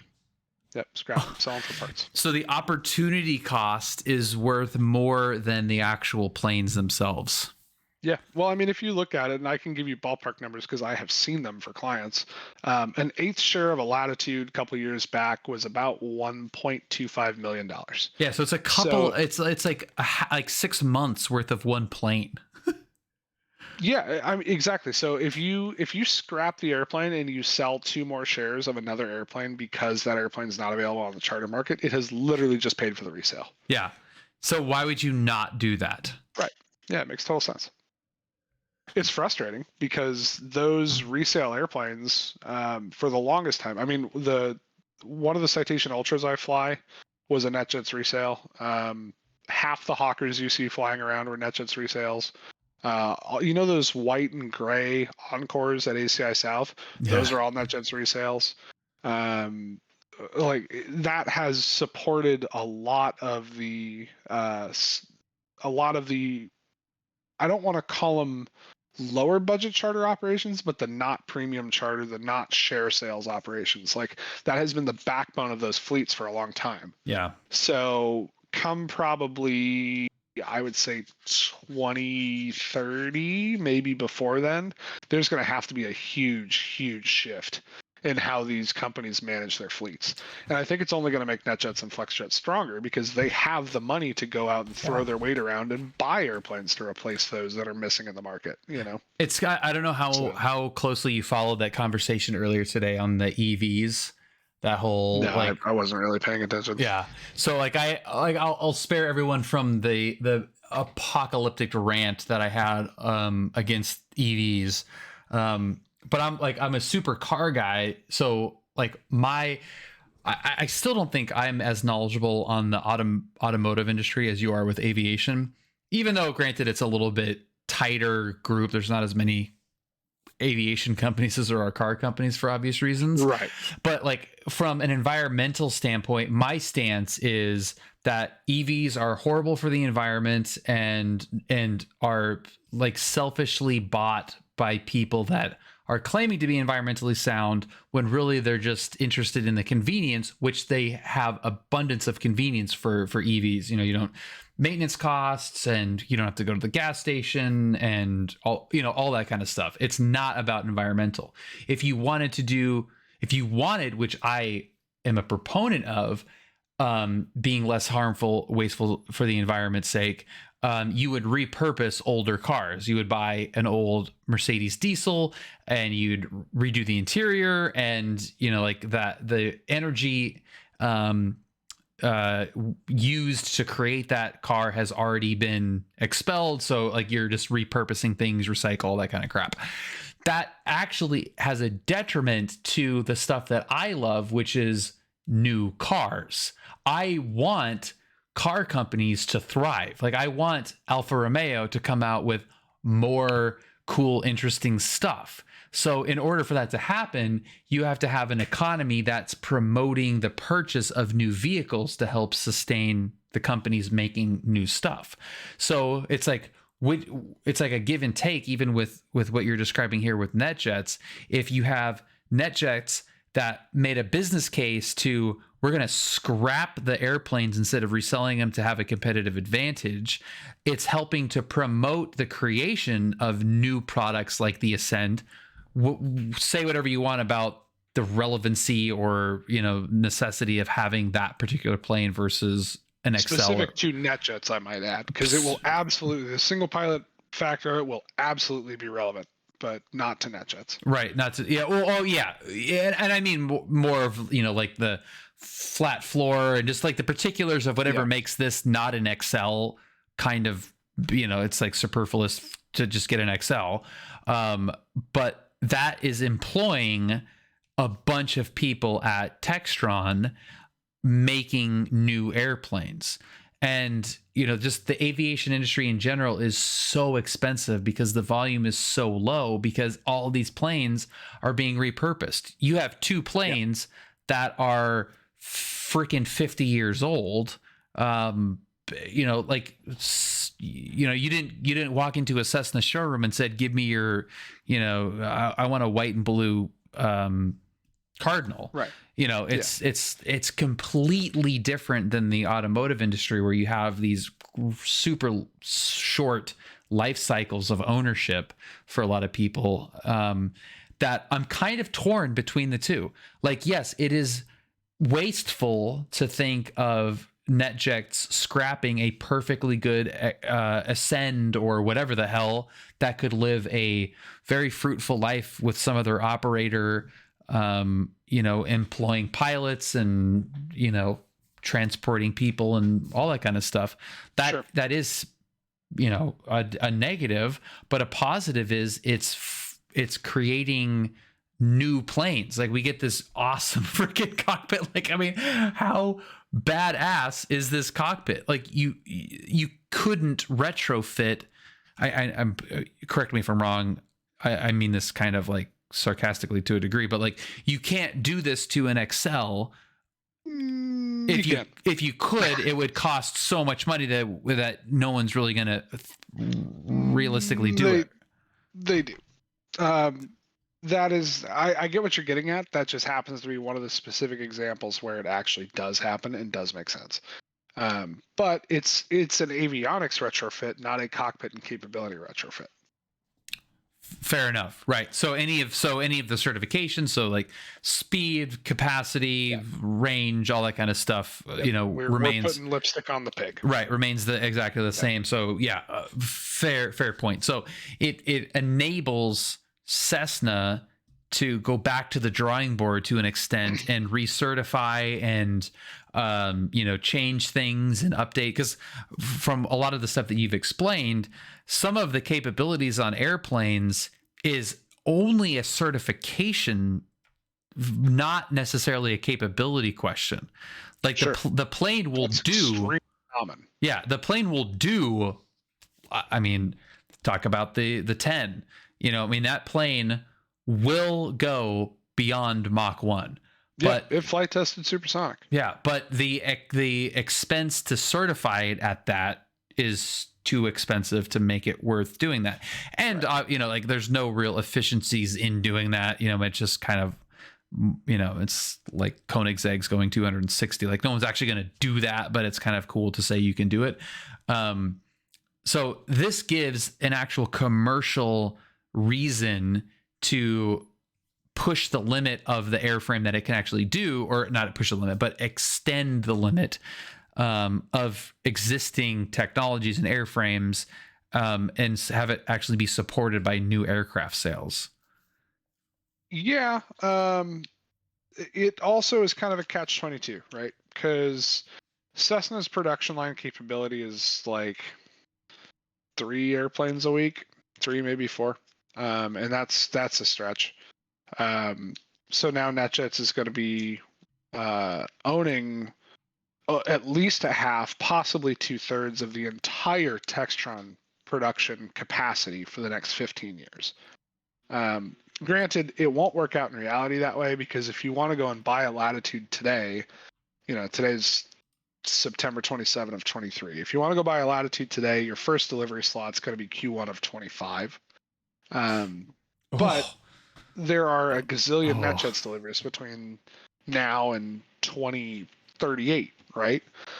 So what they do is they say, okay, NetJets, you're getting 100 a year. We have 3 delivery slots a week. This week we're giving you 1, and we're giving 2 retail customers Latitudes. Next week you're going to get all 3 of them, right? So that way it balances it out that way, and it just, that's how they handle it.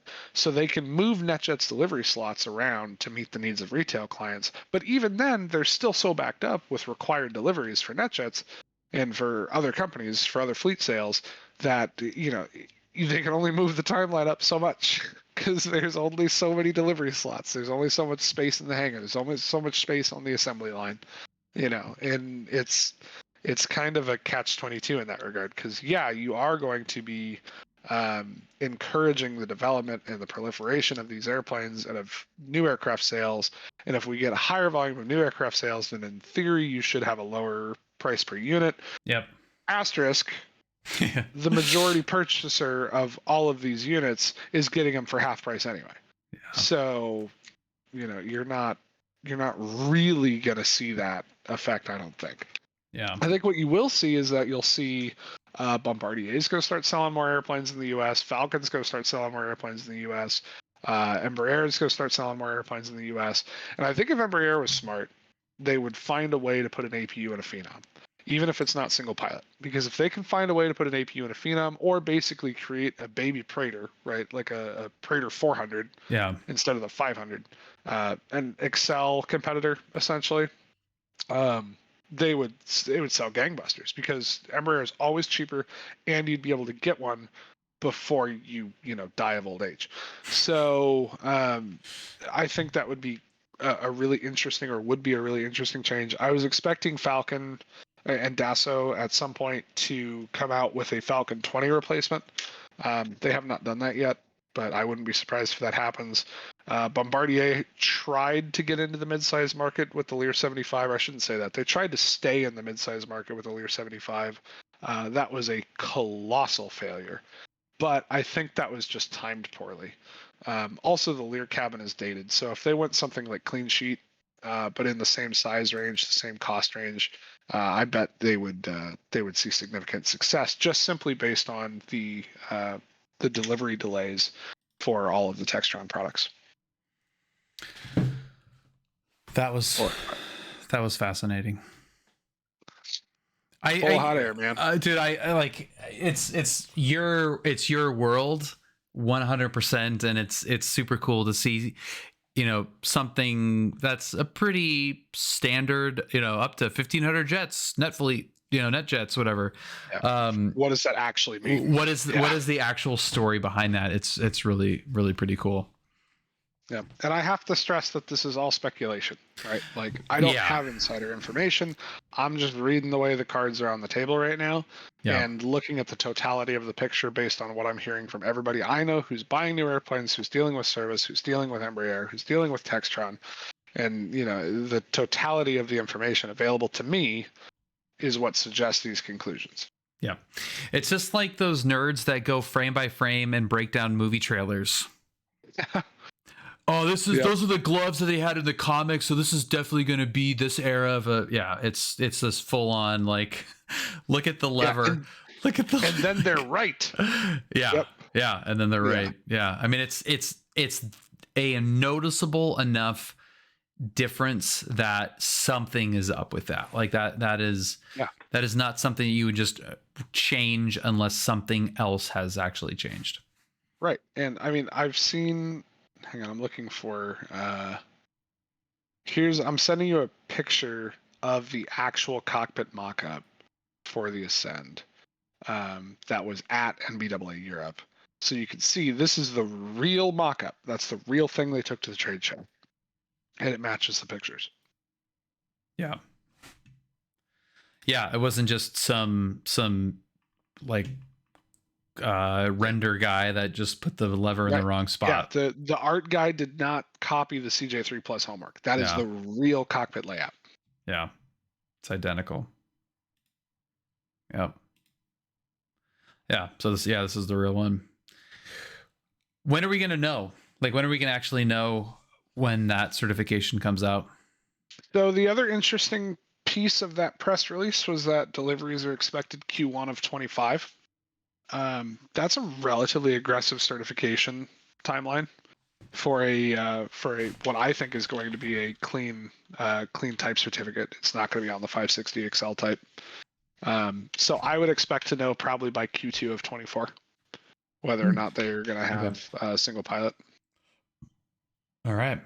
And if it doesn't wind up single pilot, I would expect a significant cockpit redesign. You think they'd actually move that?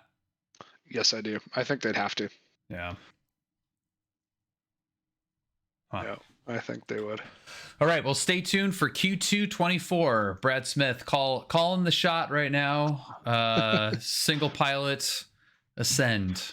Yep. I'll even go one further. Q2 of 24, single pilot Citation Ascend CE 600 model number. CE 600. That is quite the shot. Oh, okay. All right, that's badass. All right, next topic. We're going to shift gears dramatically again. From real world flying to fake world flying. I just wanted that we could spend 2 minutes on this. Flight Sim Expo in 2024 is coming back to Vegas. So next year, Flight Sim Expo is going to be in Vegas. It was in Houston last year, or this year. Sorry, this year. Yeah, Steve Thorne went, right? Flight Chops. He went to FS Expo this year. He when I met him, whenever that was, he went as well. Yeah, I think they have him on panels. Yeah, he's a real deal flight simmer. Yeah. He's a total aviation nerd. So this is Vegas. I think is the location to have this, particularly because it's very convenient for me to get there, and I do enjoy going. I've been to, I think, only 2 of them actually. I've been to one in Vegas, one in San Diego. It doesn't, to me, feel like something that I'm gonna really like airline to. It's just not. I'm not as into it to be a like travel someplace just for this kind of guy. That being said, Cold Nemo, thank you for 26 months. What is up, buddy? That being said, it's a really, really fun thing to do. If you can get to it by whatever means. It's, this community is pretty tightly knit, and it's fun meeting these people in person because it's inherently an online community, and any chance you can get to meet people in person, I think is really a good thing to help just solidify those connections. I've met some people that I consider very close friends for the first time at Flight Sim Expo. So this is cool. I will probably be going to this with, barring any unforeseen schedule conflicts, but same with you, Brad. I mean, I think you would probably enjoy it too, if you're around to make the trip to Vegas. Yeah, I mean, not really my thing. My flight simming has a direct, or I should say, an inverse relationship to how much I actually fly. So if I'm actually flying for work a lot, I don't touch the flight sim. But if I wind up like with a week off or something like that, I'm hankering for it. Yeah. I'm in a flight sim rut recently. And I don't know why. I probably shouldn't say that because I do know why. I just have so much stuff going on with work and life stuff that, I need to fly more in real life than I do in the sim. Sure. It's just with the nature of the work that I do, it's very, I want to get out of the house. I want to be like not on a computer and out and doing something active and, playing golf or going for a run or going out to happy hour. Like I want to be out doing something. I love the community. I love everything about it. My active participation in it kind of comes and goes based on, kind of similar to you, based on the real life stuff. Sure. It's a hobby that supports my other hobby, or no, maybe do I have that backwards? Compliments my other hobbies. So it's not my number one hobby. I really do feel like I use the simulator to supplement my real world flying. Like I will do my briefs and debriefs to help be safer. Yeah. I mean, I did a flight, I've been doing this for a while, a little over a decade now. I used Microsoft Flight Sim back in February to look at a flight from Fresno into Lake Tahoe, into South Lake, because I wanted to see what the actual terrain looked like at the altitude. So there is certainly merit to that for sure. Yeah. And even just like getting your brain, like I want to take the Cardinal to Big Bear. Like I haven't been to Big Bear in a while. I have never left the airport in Big Bear. Like I've never explored it. We had a like a family event in what's the lake? Oh, I can think of the Arrowhead. Lake. Arrowhead. And it was like super cute. Like we had a great time up there, but it was a bit of a haul to get there. And Big Bear's another hour from Lake Arrowhead, and it's a twisty, windy road, which had its own fun with the car. And I had it, windows down, sport mode. Like I created a lot of brake dust on that drive. But I was like, it would be really great if we could just like, there's like a Lake Arrowhead airport and we didn't have to do that drive and drive on the 91. Well, so funny you mentioned that. Yeah. Well, I mean, but it's like, I want to explore Big Bear. Yeah. It's still an hour. Like Lake Arrowhead is an hour from Big Bear if you drive. Sure. So it's like it's like another hour to just drive, and then it kind of like reduces the complications and risk and whatever. But I want to like land at Big Bear and then like explore the town and then come back. But we've been there a handful of times. I would like to like brush up with that flight because it's kind of has some challenges terrain wise that would be good to get a nice refresher and put myself back in that space. And Flight Sim is a perfect excuse for that. So like when I'm the inverse of you, where when my real world flying slows down because I'm busy, my Flight Sim flying also slows down, which is kind of interesting. But yeah, anyway, so Flight Sim Expo, this was going to be more like hot off the press news when we were originally going to do this podcast. I'm a media partner of Flight Sim Expo. I haven't really exercised much in that, and other than getting press releases before the release time. So this is new as of September. So the 14th, this came out.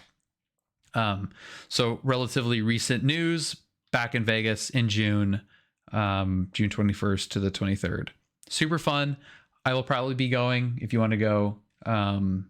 Yeah, I know June in Vegas. I know.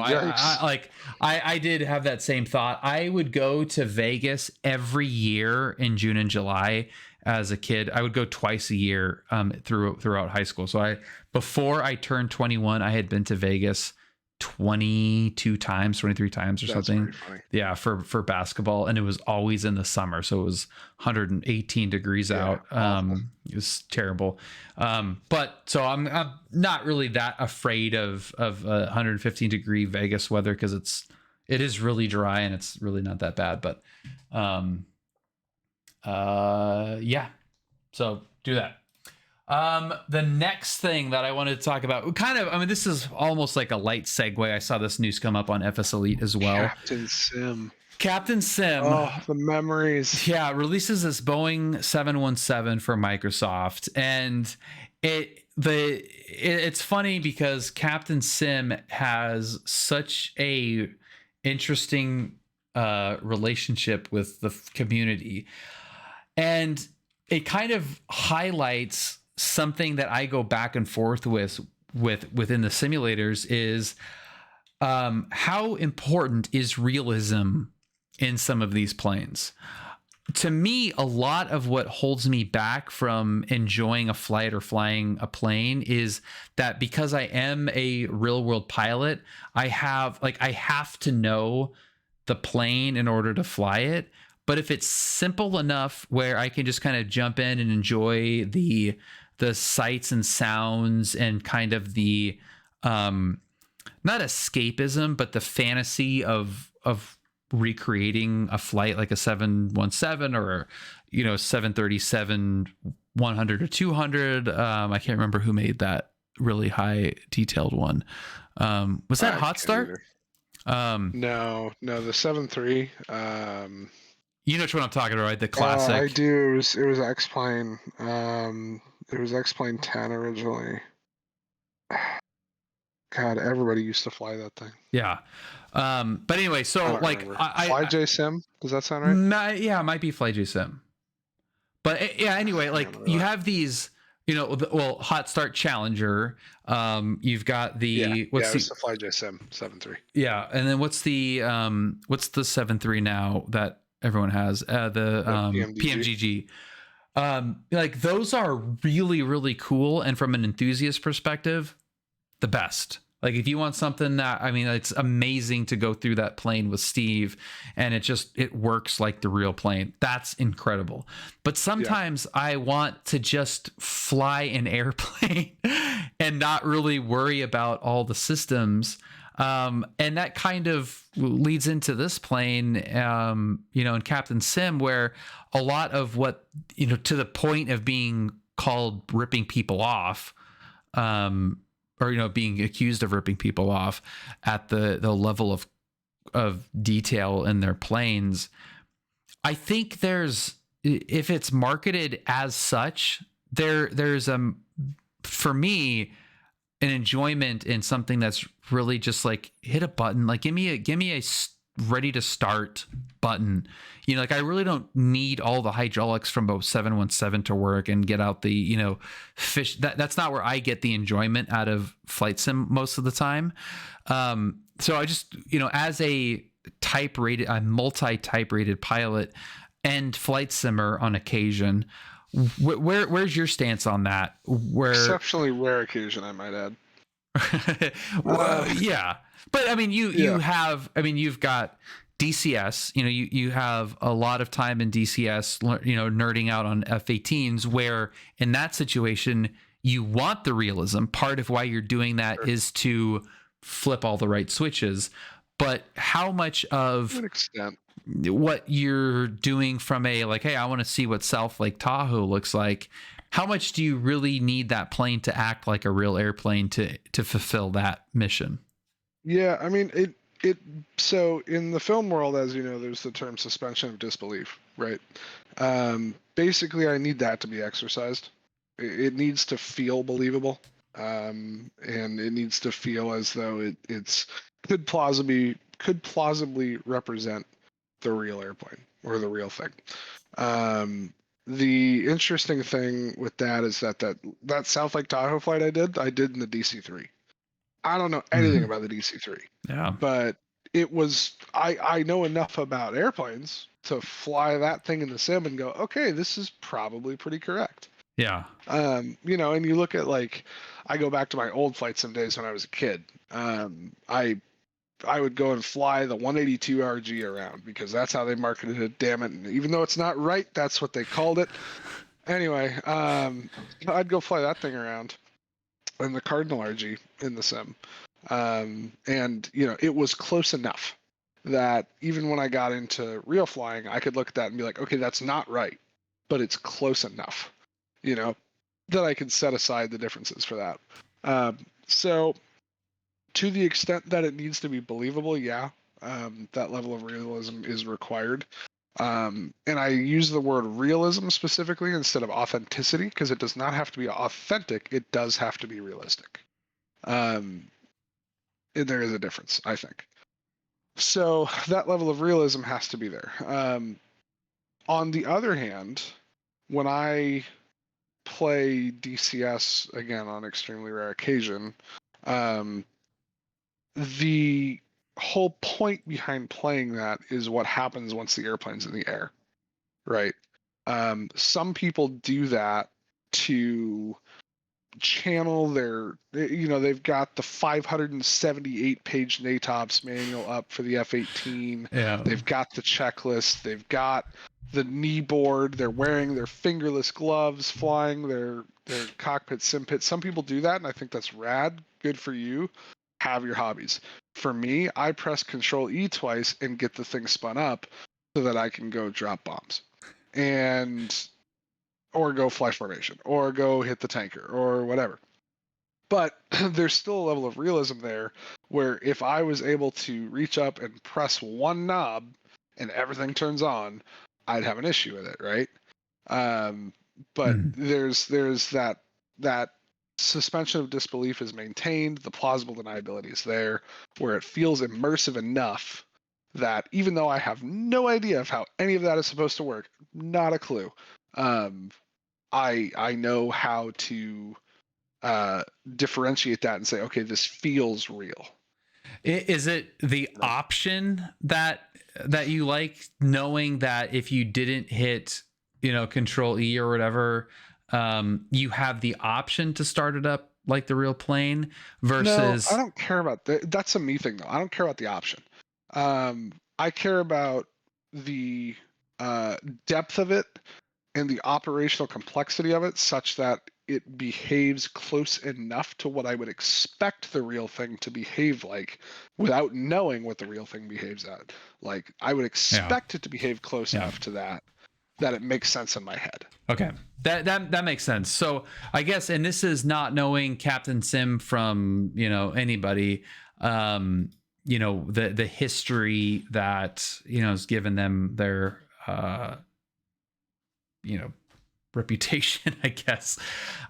There could be that where there's misleading in the implementation of these systems, where it's being marketed and sold as something that it's not, where it is addressable buttons don't exist, versus like a Coronado. Maybe that's unfair to them, but where they're kind of known as, they look good, they sound good, not everything works as it is, but you go into that knowing what you're getting. It's not an A2A Comanche, but it's also not, a default 172. Right. And I mean, there's the happy medium there, right? Like, how many Coronado airplanes are there? 2 dozen? Yeah. How many A2A airplanes are there? 4? Yeah. Yeah. Like, and for me, I would rather have 2 dozen Coronado planes than 4 A2A planes. I think I would tend to agree, although I'm glad we don't have to choose. I'm glad we don't. I am very glad we don't have to choose. But I would rather have a little bit more variety, even if it's more surface level, than in depth on fewer options. And that's just how I use the simulator. Like, it's, to me, more or less like it is for you. It's less about the airplane and more about the experience. And if I feel like I have a relatively authentic experience, or not relatively like realistic feeling experience, I'm happy with that without having to go through the pain of figuring out how to start the damn thing, which takes a lot of the fun out of it to me. Yeah, no, I would tend to agree. This looks cool though. I mean, I'm not a huge 717 fan. If you want to fly a Boeing regional jet, that looks like a Boeing regional jet. Yeah. Here's your option. Brand new. And there's there is an actual introductory price on this as well, which doesn't sound too bad given how it looks. Where did that go? I think it's like $18, $19. Yeah, it's not bad. We've come a long way from the $50 add-ons for every add-on in Microsoft Flight Sim 10. Yeah, and this is exactly what I got excited about for Microsoft Flight Simulator in the community. Scale. Is its scale. Is the more people download, exactly the Xbox thing is it opens up scale to lower the price. And if the enthusiasts get more things at lower prices, it's only going to help grow the enthusiast market more. So you're going to get more people buying $20 half-assed 717s that maybe somebody will take it upon themselves to make an expansion pack for it to add whatever it's missing, and stuff that we've seen in X-Plane in years past that made some of those planes like, can't misses because they were super cool. Like the rep pack stuff was super rad. This is a $20 add-on to a plane that looked just like the thing that came with the sim. It's like, that seemed ridiculous, but it was so well executed that it was $20 well spent. So we're starting to see those prices come down, which are kind of cool. I don't know how I feel about a $5 livery pack, but that's been their MO forever. That I could probably do without, given the ubiquity of free, really high quality liveries on flightsim.io. But so this is when this was released today. Yeah, so this is hot off the presses today. So there you go. Timely news. All right. So last thing here, and this is another kind of segue, but I thought this was kind of cool. So I have been without Pilot Edge for a handful of months now. And I am going to come back to it because I think it is one of the key things, other than you, Brad, that really made my flight my flight training as successful as it was.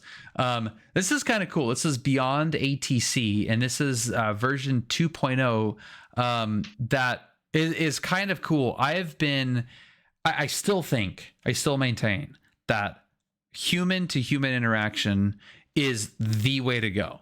It is inherently very expensive to do because you have to either employ or rely on volunteers to provide that human to human interaction.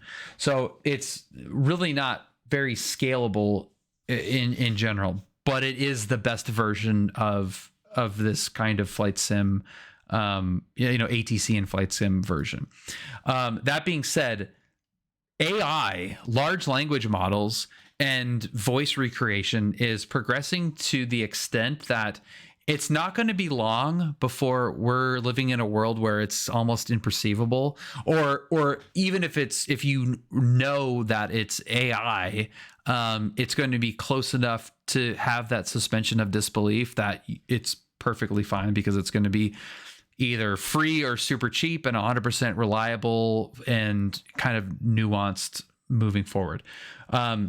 So I don't know if you'd be able to hear this, Brad, but this is a demonstration of the AI, and AI might not be the right way to put this, but it's a computer generated voice delivering kind of native Microsoft Flight Simulator ATC text based, but it's actually voiced and responding to voice commands. That is not controlled by anyone. You shut down VATSIM and then you wanted to pop on beyond ATC. Well, before, you couldn't pick it up mid-flight. It wasn't possible. But because we're handling all AI aircraft as if they're in the middle of their flight and you as the player is just one of those aircraft, it doesn't know the difference. So you can start in the middle of your flight and it will just pick you right up from where you left off and it won't know. It will just go ahead and do it. And that was just a complete side effect of building this system. We had no intention of actually making that, a feature, but it was just kind of intrinsic in the way that we had to build this thing. And what that means is we get this really cool feature. Expect Redfay 1 Alpha. Call when ready for descent. Expect Redfay 1 Alpha. We are ready for descent right now. EZ259er. EZ259er. Descend to flight level 230. Descend to flight level 230 for EZ259er. So that blew my mind. Yeah, it's interesting.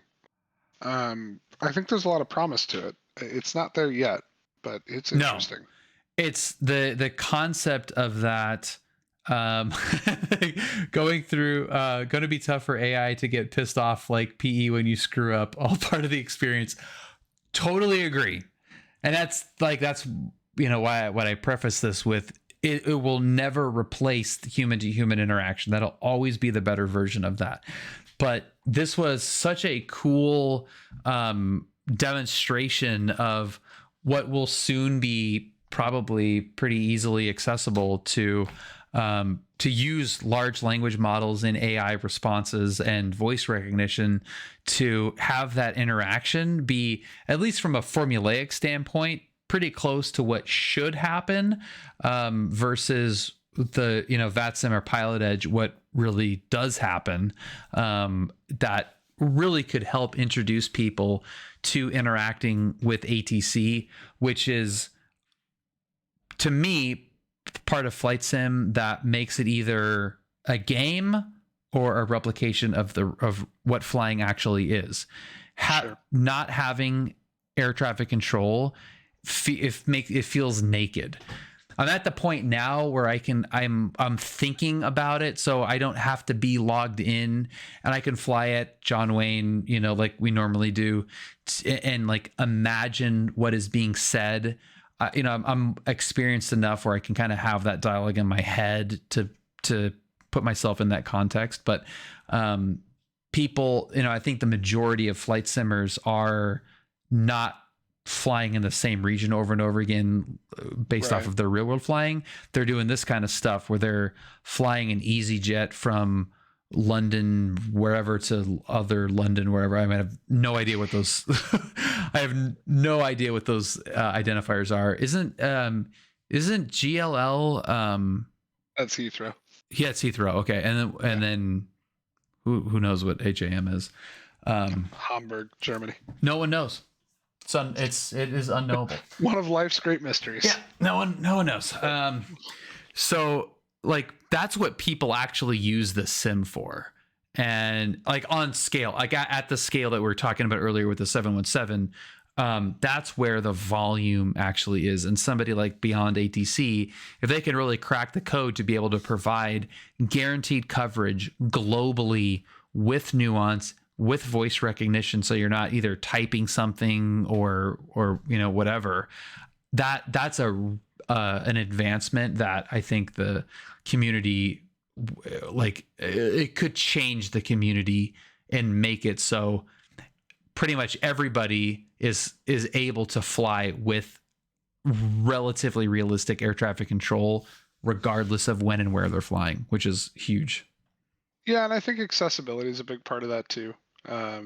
That's a huge part for getting people more interested, is making things more accessible and at the scale that they want, right? Just the ability to scale modularly. I think that's huge. It depends on the day whether I need to have ATC or not, and what I'm doing and why, yada yada yada. But like I said, it's close. It's not there yet, but it's close. Yeah, and I'm kind of to the point where I'm like that too, where I'm not as I need it as I have been traditionally in order to have fun doing a flight. I enjoy it so much, but it is, I mean, it's $20 to $40 a month for Pilot Edge. It's very hit or miss on VATSIM depending on time and region that you're operating in. Like it's just not it's not perfect by any means. It's far from it. So if there's accessibility, and accessibility in the every sense of the word too, where you have people with speech impediments, so you can have the option to select text. You have the option to, with large language models, use different languages. Not everyone is native English speaker. So if you're going through, I'm pretty sure VATSIM uses English everywhere, right?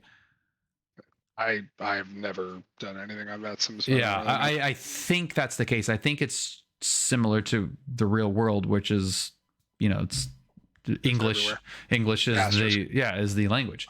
Yeah, asterisk. Yeah. But like that gives accessibility to people that are not proficient in English, that may be non-vocal, or any other potential issue that would prevent them from, communicating verbally or whatever. It does revert to local languages if able. Okay. So I think that is one of those things that, in my day job, I deal with AI on a daily basis and modeling things and predictive behavior and replicating human interaction with digital media. And it can be something that is scary to a degree to people that are not familiar with it or don't deal with it every day. And there are components of that are kind of scary from a, like worst case scenario, how this stuff can be used.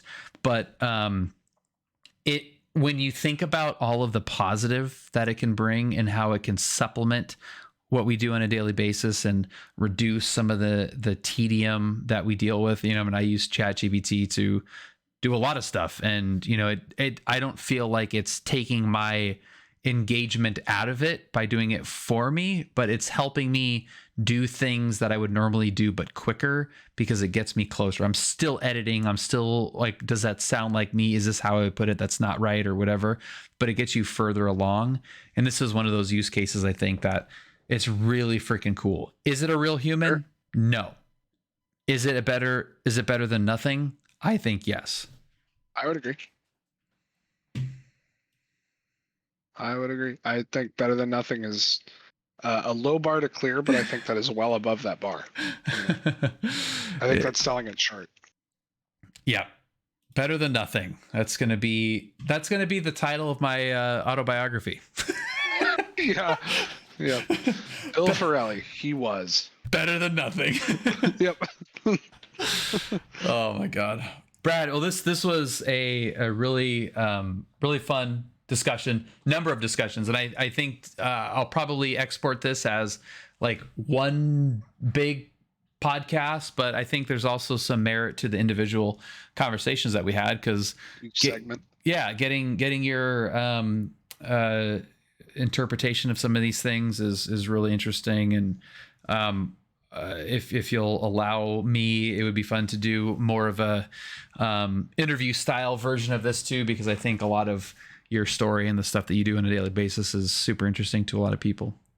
Yeah, happy to. Cool. Thanks, dude. More than happy to. Yeah. You know where to find me. Ask us. And then there's the cut. There's the YouTube cut right there. So thank you everybody for watching. If you're watching this on YouTube, comment below if you have any questions for me or for Brad that we can address in a future episode. Thank you for watching this very long podcast or listening to. I have not been watching the chat at all. Did we miss anything? I don't think so. No. Cool. There are a lot of blocks on ChatGPT when it comes to aviation. I asked it to roleplay ATC for a departure, and it told me I should consult with the CFI. There's a lot of flaws with ChatGPT. That was not a full endorsement of. Next podcast, cover Dan Grider. Oh God. Oh dear. That would be kind of cool to do. Just like pick, just like a what's the like a diss track. Just have a couple of diss track podcast episodes. That would be kind of fun. Yeah. No, we probably won't do that. Maybe we'll do that for subscribers. Yeah. Well, just remember that the most important part of probable cause Dan Grider is Dan Grider. It is the most. He is the probable cause. Yeah. What a dick. What a dick. All right. That's an understatement. Yeah. Thank you everybody for watching. Hopefully this was fun for those of you that stuck around for the majority of it. I'll cut this up and have this uploaded hopefully tomorrow, just so we can have it as relevant as possible, and we'll do it again. Sweet.